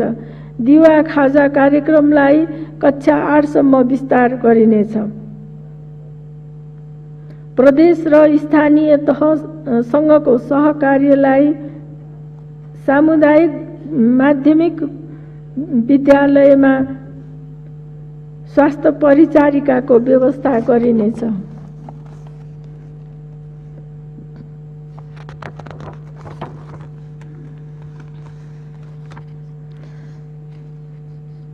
मदरसा शिक्षालाई आधुनिक शिक्षा प्रणालीसँग आबद्ध गर्न कानुनी व्यवस्था गरिनेछ। गुरुकुल, गुम्बा, मदरसा लगायतले सञ्चालन गर्ने शैक्षिक कार्यक्रममा दिँदै आएको अनुदानलाई विद्यार्थी सङ्ख्या र सञ्चालित तह कक्षासँग आबद्ध गरिनेछ। दलित, अल्पसंख्यक, लोपोन्मुख जात जाति, पिछडिएको क्षेत्र, दुर्गम तथा हिमाली क्षेत्र र आर्थिक रूपले विपन्न परिवारका बालबालिका तथा विशेष आवश्यकता भएका बालबालिकाको गुणस्तरीय शिक्षामा पहुँच वृद्धि गर्न प्रदेश तहमा आवासीय विद्यालय सञ्चालन गरिनेछ। शहीद एवं बेपत्ता परिवार, आन्दोलनका घाइते एवं अपाङ्ग भएका र द्वन्द्व पीडित परिवारका बालबालिकालाई शिक्षामा विशेष अवसर सुनिश्चित गरिनेछ। उच्च शिक्षामा विद्यार्थी भर्ना र पहुँच अभिवृद्धिका लागि प्रोत्साहनमूलक कार्यक्रम सञ्चालन गरिनेछ। प्राविधिक शिक्षालयको नक्साङ्कन गरी सबै स्थानीय तहमा विस्तार गरिनेछ। कक्षा 9 देखि स्नातक तहसम्मका पाठ्यक्रममा परिमार्जन गरी प्राविधिक तथा व्यावसायिक विषयलाई समावेश गरिनेछ। शिक्षालाई सिपसँग, सिपलाई श्रमसँग, श्रमलाई रोजगारीसँग र रोजगारीलाई उत्पादनसँग र उत्पादनलाई बजारसँग जोड्नका लागि पढ्दै कमाउँदै कार्यक्रमलाई थप विस्तार गरिनेछ।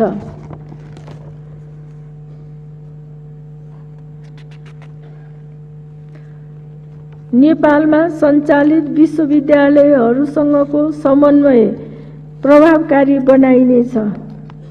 शिक्षा प्रशासन सम्बद्ध बोर्ड, सचिवालय, आयोग र परिषदको आवश्यकता अनुसार पुनरावलोकन, पुनः संरचना र सुदृढीकरण गरिनेछ। राष्ट्रिय महत्त्व र आवश्यकताका आधारमा स्थापना हुने विश्वविद्यालयलाई पूर्वाधार निर्माणमा सघाउ पुर्याइनेछ। विश्वविद्यालयको पाठ्यक्रमलाई अनुसन्धानमूलक बनाइनेछ। विद्यार्थी तथा विश्वविद्यालयको जनशक्तिको क्षमता विकास हुने गरी सरकारी क्षेत्रका अध्ययन अनुसन्धान विश्वविद्यालय मार्फत गर्ने व्यवस्था गरिनेछ। सरकारी कार्यक्रमका लागि आवश्यक परामर्श सेवा विश्वविद्यालयबाट प्राप्त गर्न प्राथमिकता दिइनेछ। विश्वविद्यालयको शिक्षण गुणस्तर अनुसन्धानमा गरेको योगदान र शैक्षिक उपाधि हासिल गरेका विद्यार्थीको रोजगारीसँगको आबद्धता लगायतका सूचकका आधारमा विश्वविद्यालयको रेटिङ गरी विश्वविद्यालयलाई दिइने अनुदान निर्धारण गर्ने नीति लिइनेछ। विश्वविद्यालयलाई क्रमशः सेन्टर अफ एक्सलेन्सका रूपमा विकास गर्दै लगिनेछ। विशिष्टीकृत विषयमा उच्च शिक्षा प्रदान गर्ने र विदेशी विद्यार्थीलाई नेपालमा आकर्षित गर्ने गरी उच्च शिक्षामा लगानी गर्न प्रोत्साहित गरिनेछ। प्रत्येक प्रदेशमा कम्तीमा 2 मेडिकल कलेज प्रतिष्ठान स्थापना र सञ्चालन गर्ने नीति लिइनेछ। सुदूरपश्चिम विश्वविद्यालयसँगको सहकार्यमा डडेलधुरामा मेडिकल कलेज सञ्चालनमा ल्याइनेछ। चिकित्सा शिक्षा अध्ययन गराउने शिक्षण संस्थाको क्षमताका आधारमा विद्यार्थी संख्या वृद्धि गरिनेछ। आधारभूत राष्ट्रिय एवं अन्तर्राष्ट्रिय स्तरको प्रशिक्षण एवं प्रतियोगिता आयोजना गरी खेलाडीको प्रतिस्पर्धात्मक क्षमता अभिवृद्धि गरिनेछ। खेलाडीलाई राष्ट्रिय तथा अन्तर्राष्ट्रिय स्तरको प्रशिक्षण तथा खेलमा सहभागी हुने अवसर उपलब्ध गराइनेछ। मापदण्ड बनाई खेलाडीलाई पुरस्कार, भत्ता, बीमा, आकस्मिक सहयोग लगायतका प्रोत्साहनको व्यवस्था गरिनेछ। स्काउट तालिमलाई थप विस्तार गरिनेछ। प्रत्येक विद्यालयमा खेलकुद क्लब स्थापना गरिनेछ। साहसिक तथा पर्वतीय खेलकुदको अन्तर्राष्ट्रिय प्रतियोगिता आयोजना गरिनेछ।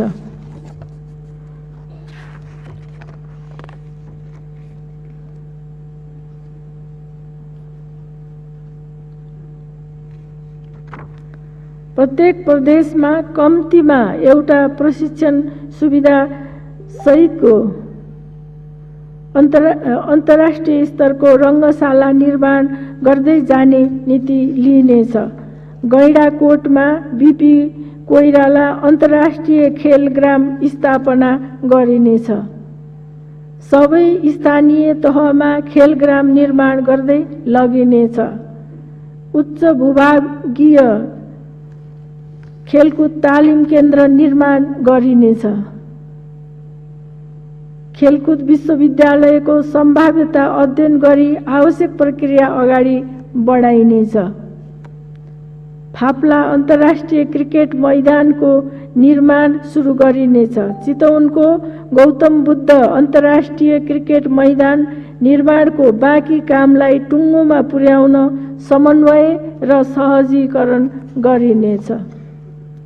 नागरिकलाई शारीरिक तथा मानसिक स्वास्थ्य सुधारका लागि खेलकुद, शारीरिक व्यायाम, योग तथा ध्यानको अभ्यास गर्न उत्प्रेरित गरिनेछ। विज्ञान प्रविधिलाई विकासका सबै आयामहरूमा आबद्ध गर्दै लैजाने नीति लिइनेछ। विज्ञान प्रविधिलाई शिक्षा प्रणालीको अभिन्न अङ्गको रूपमा विकास गरिनेछ।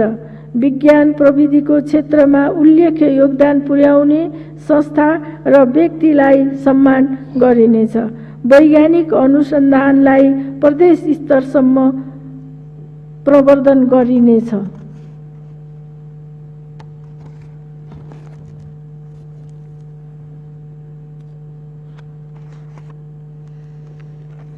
परमाणविक स्रोत तथा प्रविधि खोज, अध्ययन एवं अनुसन्धानलाई सहज बनाउन रेडियोधर्मी पदार्थ र विकिरण सुरक्षा नियमनको व्यवस्था मिलाइनेछ। विधि विज्ञान प्रयोगशालाको स्तरोन्नति एवं विस्तार गरिनेछ। BP Koirala memorial planetarium, observatory and science म्युजियमको स्तर उन्नति गरिनेछ। डिजिटल हेल्थ कार्यक्रम कार्यान्वयनमा ल्याइनेछ। प्रत्येक नागरिकको स्वास्थ्य अभिलेख व्यवस्थित गर्न सबै अस्पतालमा एकीकृत विद्युतीय स्वास्थ्य सूचना प्रणाली लागू गरिनेछ। औषधोपचारको क्रममा अस्पतालमा हुने मृत्युको अनिवार्य अडिट गर्ने व्यवस्था मिलाइनेछ। स्वास्थ्य संस्था, चिकित्सक तथा स्वास्थ्य कर्मीको सुरक्षाको लागि कानुनी व्यवस्थालाई थप बलियो बनाइनेछ। सामाजिक स्वास्थ्य सुरक्षा कार्यक्रमहरूलाई एकीकृत गर्दै स्वास्थ्य बीमा कार्यक्रममा आबद्ध गरिनेछ। सबै अस्पतालमा सामाजिक सेवा इकाइ स्थापना गरी एकै बिन्दुबाट सेवा प्रदान गर्ने व्यवस्था मिलाइनेछ।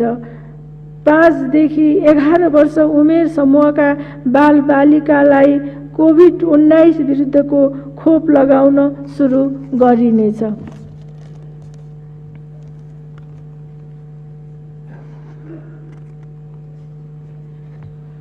ज्येष्ठ नागरिकका लागि विशिष्टीकृत स्वास्थ्य सेवा सुनिश्चित गरिनेछ। जनस्वास्थ्यका कार्यक्रम मार्फत रोगको रोकथाम र नियन्त्रणलाई प्रभावकारी बनाइनेछ। सबै स्थानीय तहका स्वास्थ्य संस्थामा 40 वर्ष माथिका नागरिकको वर्षको एक पटक आधारभूत प्रयोगशाला परीक्षण र महिलामा हुने पाठेघरको मुखको क्यान्सरको निशुल्क स्क्रिनिङ सेवा सञ्चालन गरिनेछ।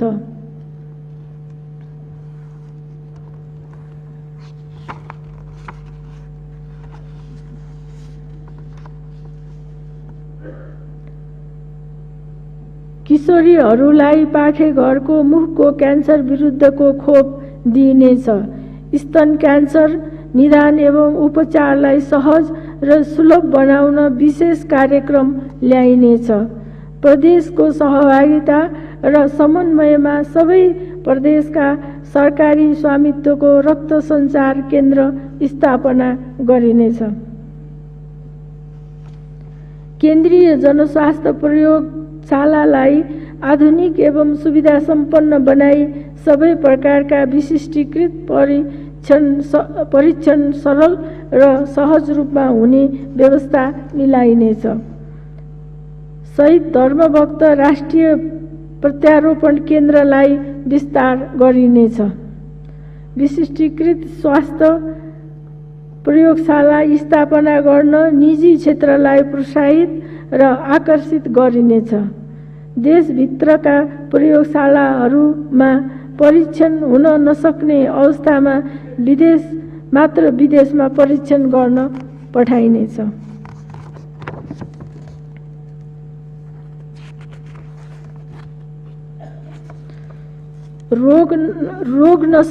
नसर्ने रोगको रोकथाम र नियन्त्रणका लागि बहु क्षेत्रीय कार्य योजनालाई प्रभावकारी रूपमा कार्यान्वयन गरिनेछ।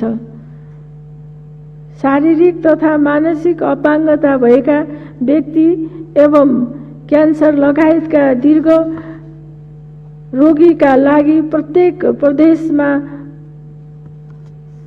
पुनःस्थापना प्रशामक तथा परामर्श केन्द्र स्थापना गरिनेछ। नागरिकको सहभागितामा नसर्ने रोग न्यून गर्न नागरिक आरोग्य अभियान सञ्चालन गरिनेछ। एक स्वास्थ्य रणनीति कार्यान्वयनमा ल्याई प्रति जैविक औषधिको प्रतिरोधलाई न्यून गरिनेछ।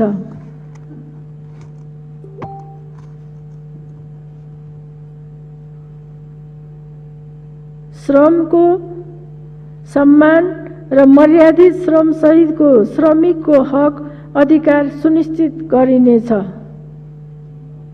नेपाली श्रम शक्तिलाई स्वदेशमै रोजगारीका अवसर उपलब्ध गराउने नीति लिइनेछ। सार्वजनिक र अन्य क्षेत्रका कार्यक्रममा रोजगारी सिर्जना गर्न प्रेरित गरिनेछ।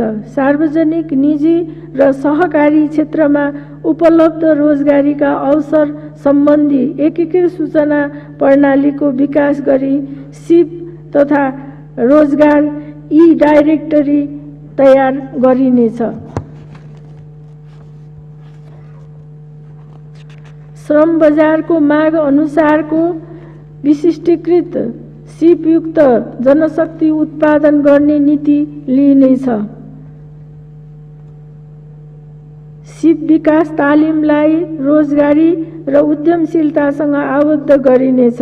वैदेशिक रोजगारीबाट फर्किएका व्यक्तिलाई सिप अनुसारको व्यवसाय सञ्चालन र रोजगार सिर्जना गरी समाजमा पुनः एकीकरण गर्ने नीति लिइनेछ।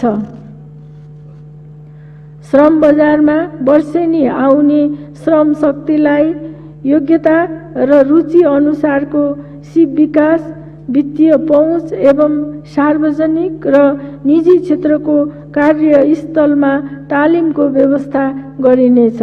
सबै श्रमिकलाई सामाजिक सुरक्षा कोषमा आबद्ध गर्दै लगिनेछ। प्रधानमन्त्री रोजगार कार्यक्रमलाई सबै तहको स्वामित्व स्थापित हुने गरी पुनः संरचना गरिनेछ। रोजगारी, सिप विकास र उद्यमशीलतासँग सम्बन्धित कार्यक्रमहरूको प्रभावकारिता अध्ययन गरी एकीकृत रूपमा सञ्चालन गरिनेछ। सङ्घ, प्रदेश, स्थानीय तह एवं निजी क्षेत्र समेतको समन्वय र सहकार्यमा बाल श्रमिकको उद्धार, पुनर्स्थापना र पुनर्मिलन कार्यक्रम सञ्चालन गरिनेछ। सबै सरकारी र निजी प्रतिष्ठानहरूमा श्रम अडिट गर्ने व्यवस्थालाई अनिवार्य गरिनेछ। वैदेशिक रोजगारीका श्रम सम्झौताको पुनरावलोकन गर्नुका साथै नयाँ र आकर्षक गन्तव्य मुलुकहरूमा रोजगारी प्रवर्धन गरिनेछ। भैरहवा र पोखराबाट समेत वैदेशिक रोजगार सम्बन्धी सेवा उपलब्ध गराइनेछ। वैदेशिक रोजगार सूचना प्रणालीको स्तर उन्नति गरिनेछ। वैदेशिक रोजगारीमा हुने ठगी नियन्त्रण गरिनेछ। स्थानीय तह मार्फत मनोसामाजिक परामर्श सेवा आवश्यकता अनुसार उपलब्ध गराइनेछ। वैदेशिक रोजगारीमा रहेका नेपाली नागरिक तथा निजको परिवारलाई प्रदान गरिने राहत, उद्धार तथा अन्य कल्याणकारी सेवा स्थानीय तह मार्फत थप प्रभावकारी रूपमा उपलब्ध गराइनेछ। माननीय सदस्यहरू, नेपालको संविधान र कार्य विस्तृतीकरणका आधारमा सेवा प्रवाह, वित्तीय अनुशासन र सुशासन प्रवर्धन गर्दै विकास निर्माणको स्वामित्व र नेतृत्व लिन सक्ने गरी प्रदेश तथा स्थानीय तहलाई सबल बनाउने नीति लिइनेछ। सार्वजनिक क्षेत्र व्यवस्थापन र सुशासनको राष्ट्रिय कार्ययोजना कार्यान्वयन गरिनेछ। सार्वजनिक नीतिको समग्र विश्लेषणका लागि राष्ट्रिय योजना आयोगमा नीति प्रयोगशाला स्थापना गरिनेछ। आगामी वर्ष नेपाल जीवन स्तर मापन सर्वेक्षण सम्पन्न गर्नुका साथै 16औं आवधिक योजना तर्जुमाको प्रारम्भिक कार्य सुरु गरिनेछ। संघीय संरचना अनुकूलको निजामती सेवा सम्बन्धी संघीय कानुन तर्जुमा गरिनेछ। सार्वजनिक सेवालाई उच्च मनोबलयुक्त, निष्पक्ष, व्यावसायिक र पेशाप्रति प्रतिबद्ध एवं विशिष्टीकृत बनाउँदै कार्य सम्पादनमा सुधार ल्याउन प्रोत्साहनको व्यवस्था गरिनेछ। सार्वजनिक पदाधिकारीलाई तोकिएको जिम्मेवारीप्रति जवाफदेही र उत्तरदायी बनाइनेछ। सार्वजनिक निकायबाट प्रदान गरिने सेवा सरल, छिटो छरितो र अनुमानयोग्य बनाउन तथा विकास पूर्वाधार, तोकिएको लागत, परिमाण र समयमै गुणस्तरीय ढङ्गले निर्माण हुने सुनिश्चित गर्न आवश्यक समन्वय गरिनेछ। सूचना प्रविधिको प्रयोगलाई सरल र व्यवस्थित बनाई विद्युतीय सुशासन प्रवर्धन गर्न एक उच्च स्तरीय संयन्त्र निर्माण गरिनेछ। संघीय प्रशासनिक संरचनाको कार्यबोझ, कार्यप्रकृति र आवश्यकताका आधारमा विद्यमान निकायहरूलाई प्राथमिकताका साथ एक आपसमा गाभ्ने वा पुनः संरचना गरिनेछ। मानव संसाधन विकासको पक्षलाई सम्बोधन गर्ने गरी संघीय मामिला तथा सामान्य प्रशासन मन्त्रालयको कार्यक्षेत्र पुनरावलोकन गरिनेछ। नेपाली सेनाको व्यावसायिक दक्षता अभिवृद्धि गरिनेछ। सुरक्षा तथा विकासका लागि आवश्यक विस्फोटक पदार्थ, गोलीगट्टा, लत्ता, कपडा लगायतका सामग्री उत्पादन गर्ने कारखानाको क्षमता अभिवृद्धि गरी त्यस्ता सामग्रीमा क्रमशः आत्मनिर्भर हुँदै जाने नीति लिइनेछ। नेपाली सेनाका सकल दर्जाका लागि न्यूनतम सुविधासहितको आवास निर्माणलाई निरन्तरता दिइनेछ। राष्ट्रिय प्रतिरक्षा विश्वविद्यालय सञ्चालनमा ल्याइनेछ। नागरिकको जीवधनको रक्षा सरकारको प्राथमिकताको नीति अनुरूप नेपाल प्रहरी, सशस्त्र प्रहरी बल, नेपाल तथा राष्ट्रिय अनुसन्धान विभागको क्षमता अभिवृद्धि गरी राष्ट्रिय सुरक्षा व्यवस्थापनमा परिचालन गरिनेछ। अध्यागमन र सीमा सुरक्षालाई प्रविधि मैत्री र आधुनिक भौतिक पूर्वाधार सम्पन्न बनाइनेछ। शान्ति सुरक्षालाई सुशासन, सेवा प्रवाह, विकास निर्माण र समृद्धिको पूर्व शर्तको रूपमा सुदृढ बनाइनेछ। सुरक्षा सूचना प्रणाली सुदृढ गरी शान्ति सुरक्षा, अपराध अनुसन्धान र नियन्त्रणमा आधुनिक प्रविधिको प्रयोग बढाइनेछ। नेपाल प्रहरी तथा सशस्त्र प्रहरी बल नेपालको लागि सुविधासहितको आवास, कार्यालय तथा आवश्यकता अनुसार बीओपीको प्रबन्ध गरिनेछ। कारागारलाई सुधार गृहमा परिणत गर्दै लैजान र अधिक कैदीबन्दी घनत्व भएको हालको अवस्थामा सुधार ल्याउन कारागार सुधार योजना लागू गरिनेछ। खुला कारागार सम्बन्धी वैकल्पिक अवधारणा कार्यान्वयनमा ल्याइनेछ।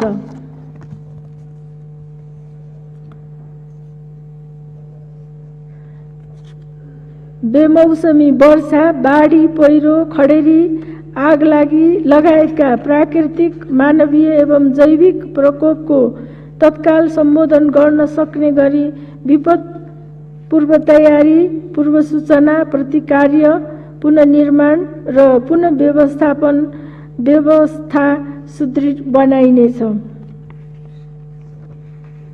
विपद प्रभावितको उद्धार, आपतकालीन बसोबास र उपचारका लागि तीनै तहमा स्वयंसेवकको परिचालन गरिनेछ। विपद जोखिम न्यूनीकरण, वित्तीय रणनीति कार्यान्वयन गरिनेछ। विपद व्यवस्थापन सम्बन्धी सबै प्रकारका तालिम एकीकृत रूपमा सञ्चालन गर्ने व्यवस्था मिलाइनेछ। विपद प्रतिकार्य र उद्धारमा नेपाली सेना लगायत सबै सुरक्षा निकायहरूलाई समन्वयात्मक रूपमा परिचालन गरिनेछ।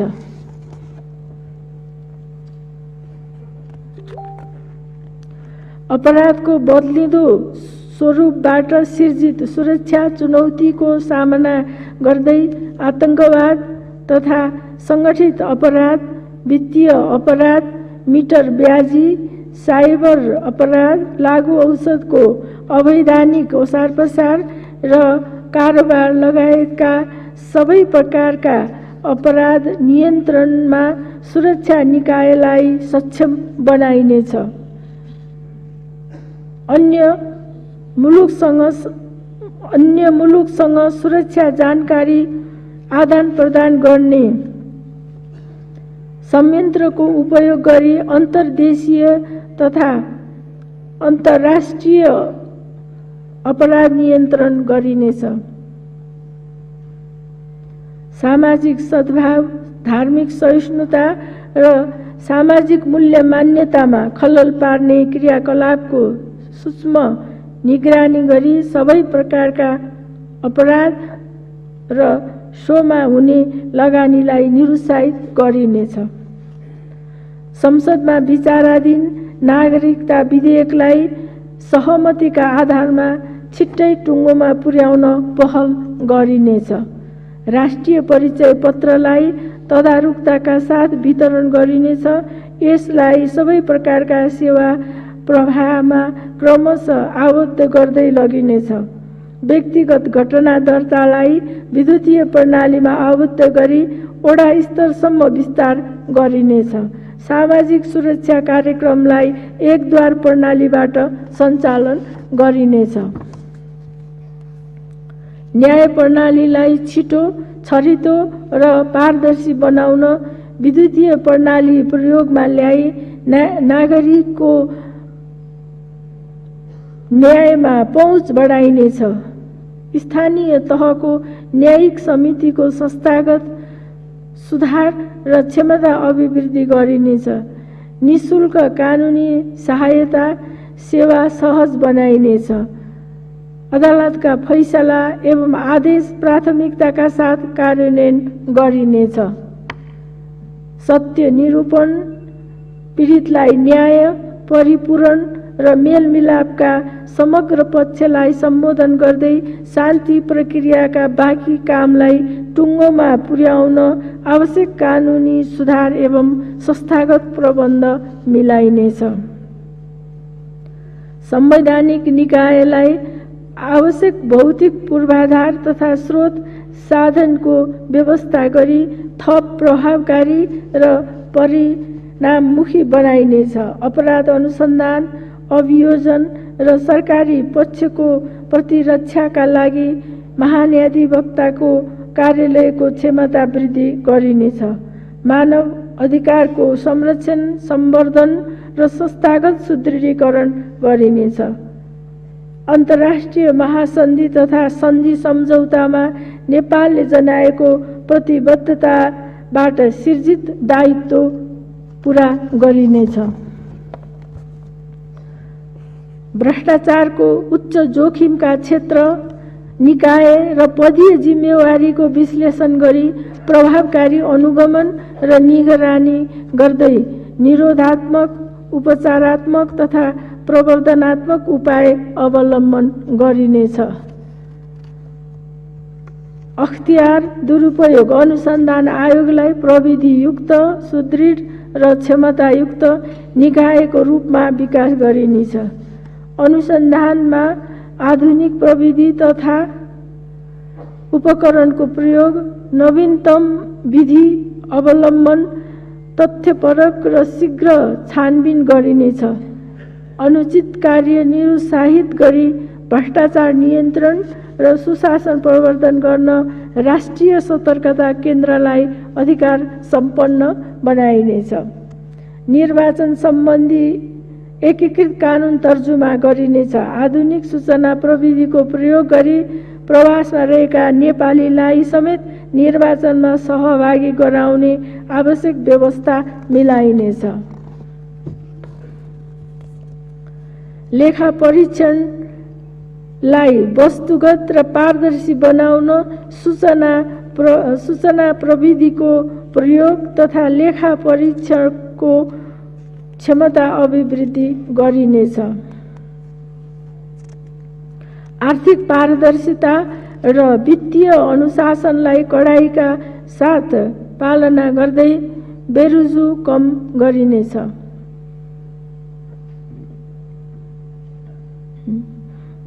बेरुजु फर्चोटलाई अभियानको रूपमा सञ्चालन गरिनेछ। माननीय सदस्यहरू, संयुक्त राष्ट्रसङ्घको बडापत्र, असंलग्नता, पञ्चशीलको सिद्धान्त, अन्तर्राष्ट्रिय कानुन र विश्व शान्तिको मान्यताका आधारमा स्वतन्त्र र सन्तुलित परराष्ट्र नीति अवलम्बन गरिनेछ। नेपालको राष्ट्रिय हितलाई केन्द्रमा राखी छिमेकी तथा मित्र राष्ट्रसँगको सम्बन्धलाई थप प्रगाढ बनाइनेछ।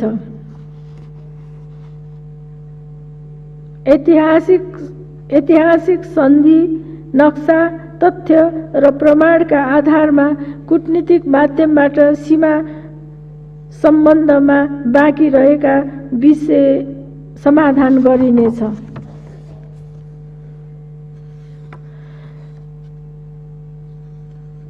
संयुक्त राष्ट्र सङ्घको आह्वानमा विश्व शान्ति कायम गर्न नेपालको योगदान बढाउँदै लगिनेछ। बहुपक्षीय एवं क्षेत्रीय मञ्चमा नेपालको उपस्थितिलाई अर्थपूर्ण बनाइनेछ। नेपालको समग्र विकासमा सहयोग पुर्याउने गरी आर्थिक कूटनीति परिचालन गर्ने नीति लिइनेछ। व्यापार विस्तार, पर्यटन प्रवर्धन, लगानी आकर्षण र प्रविधि हस्तान्तरणका लागि कूटनीतिक नियोगहरूको क्षमता वृद्धि गरिनेछ। व्यापार कूटनीतिका लागि वाणिज्य क्षेत्रका अनुभवी र विज्ञ जनशक्ति परिचालन गरिनेछ। विदेशमा नेपालीको हक हित संरक्षण गर्ने र समस्यामा परेका नेपालीलाई सहयोग गर्ने कार्यलाई प्रभावकारी बनाइने नीति लिइनेछ। कन्सुलर सेवालाई सरल, सहज र पहुँचयोग्य तुल्याउन स्थानीय तहसँगको सहकार्यलाई थप विस्तार गरिनेछ। विद्युतीय राहदानी सहज रूपमा उपलब्ध गराइनेछ। गैर सरकारी नेपालीलाई डिजिटल परिचय पत्र जारी गरिनेछ।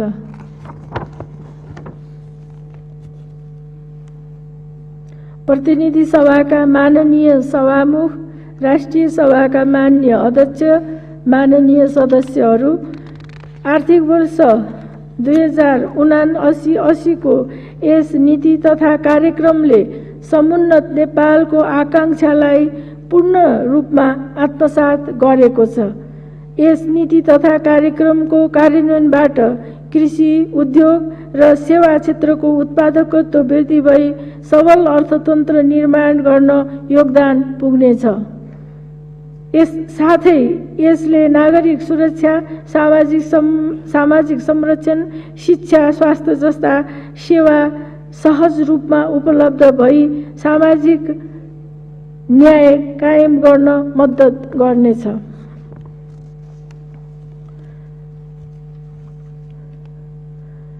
उत्पादकत्व वृद्धि गरी आर्थिक समृद्धि सहितको सामाजिक न्याय हासिल गर्न हरेक नेपालीले उत्पादकत्व, रोजगारी वृद्धि गरी आर्थिक समृद्धि सहितको सामाजिक न्याय हासिल गर्न हरेक नेपालीले 21औं शताब्दी अनुकूलको जीवनयापन गर्न पाउने प्रबन्ध गर्न, गुणस्तरीय विकास संरचना निर्माण गर्न, कोभिड-19 जस्ता महामारीसँग जुझ्न, जलवायु परिवर्तनका नकारात्मक असर न्यून गर्न र देशलाई समुन्नत बनाउन सबै नेपाली बीच आपसी सद्भाव र सहमति हुनुपर्दछ। राष्ट्रिय सहमति र प्रतिबद्धताबाट यस नीति तथा कार्यक्रममा अन्तर्निहित उद्देश्य प्राप्त गर्न सकिन्छ भन्ने सरकारको विश्वास रहेको छ। राष्ट्रिय आवश्यकता र आर्थिक पुनरुत्थानको विषयलाई प्राथमिकतामा राखी यस नीति तथा कार्यक्रमको कार्यान्वयनमा सरकारलाई सबैबाट सक्रिय सहयोग प्राप्त हुने विश्वास व्यक्त गर्दछु।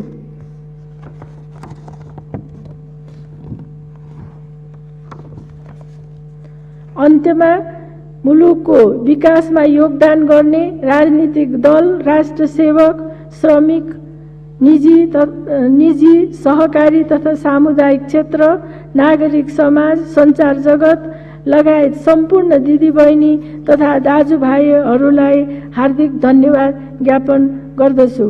नेपालको विकासमा सहयोग पुर्याउने छिमेकी लगायत सबै मित्र राष्ट्रहरू, विकास साझेदारहरू र गैर आवासीय नेपाली समुदायलाई पनि धन्यवाद दिन चाहन्छु। धन्यवाद।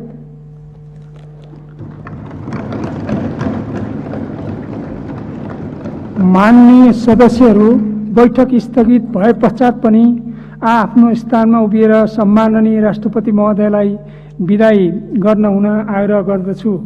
माननीय सदस्यहरू, संघीय संसदको दुवै सदनको संयुक्त बैठक यही स्थगित हुन्छ।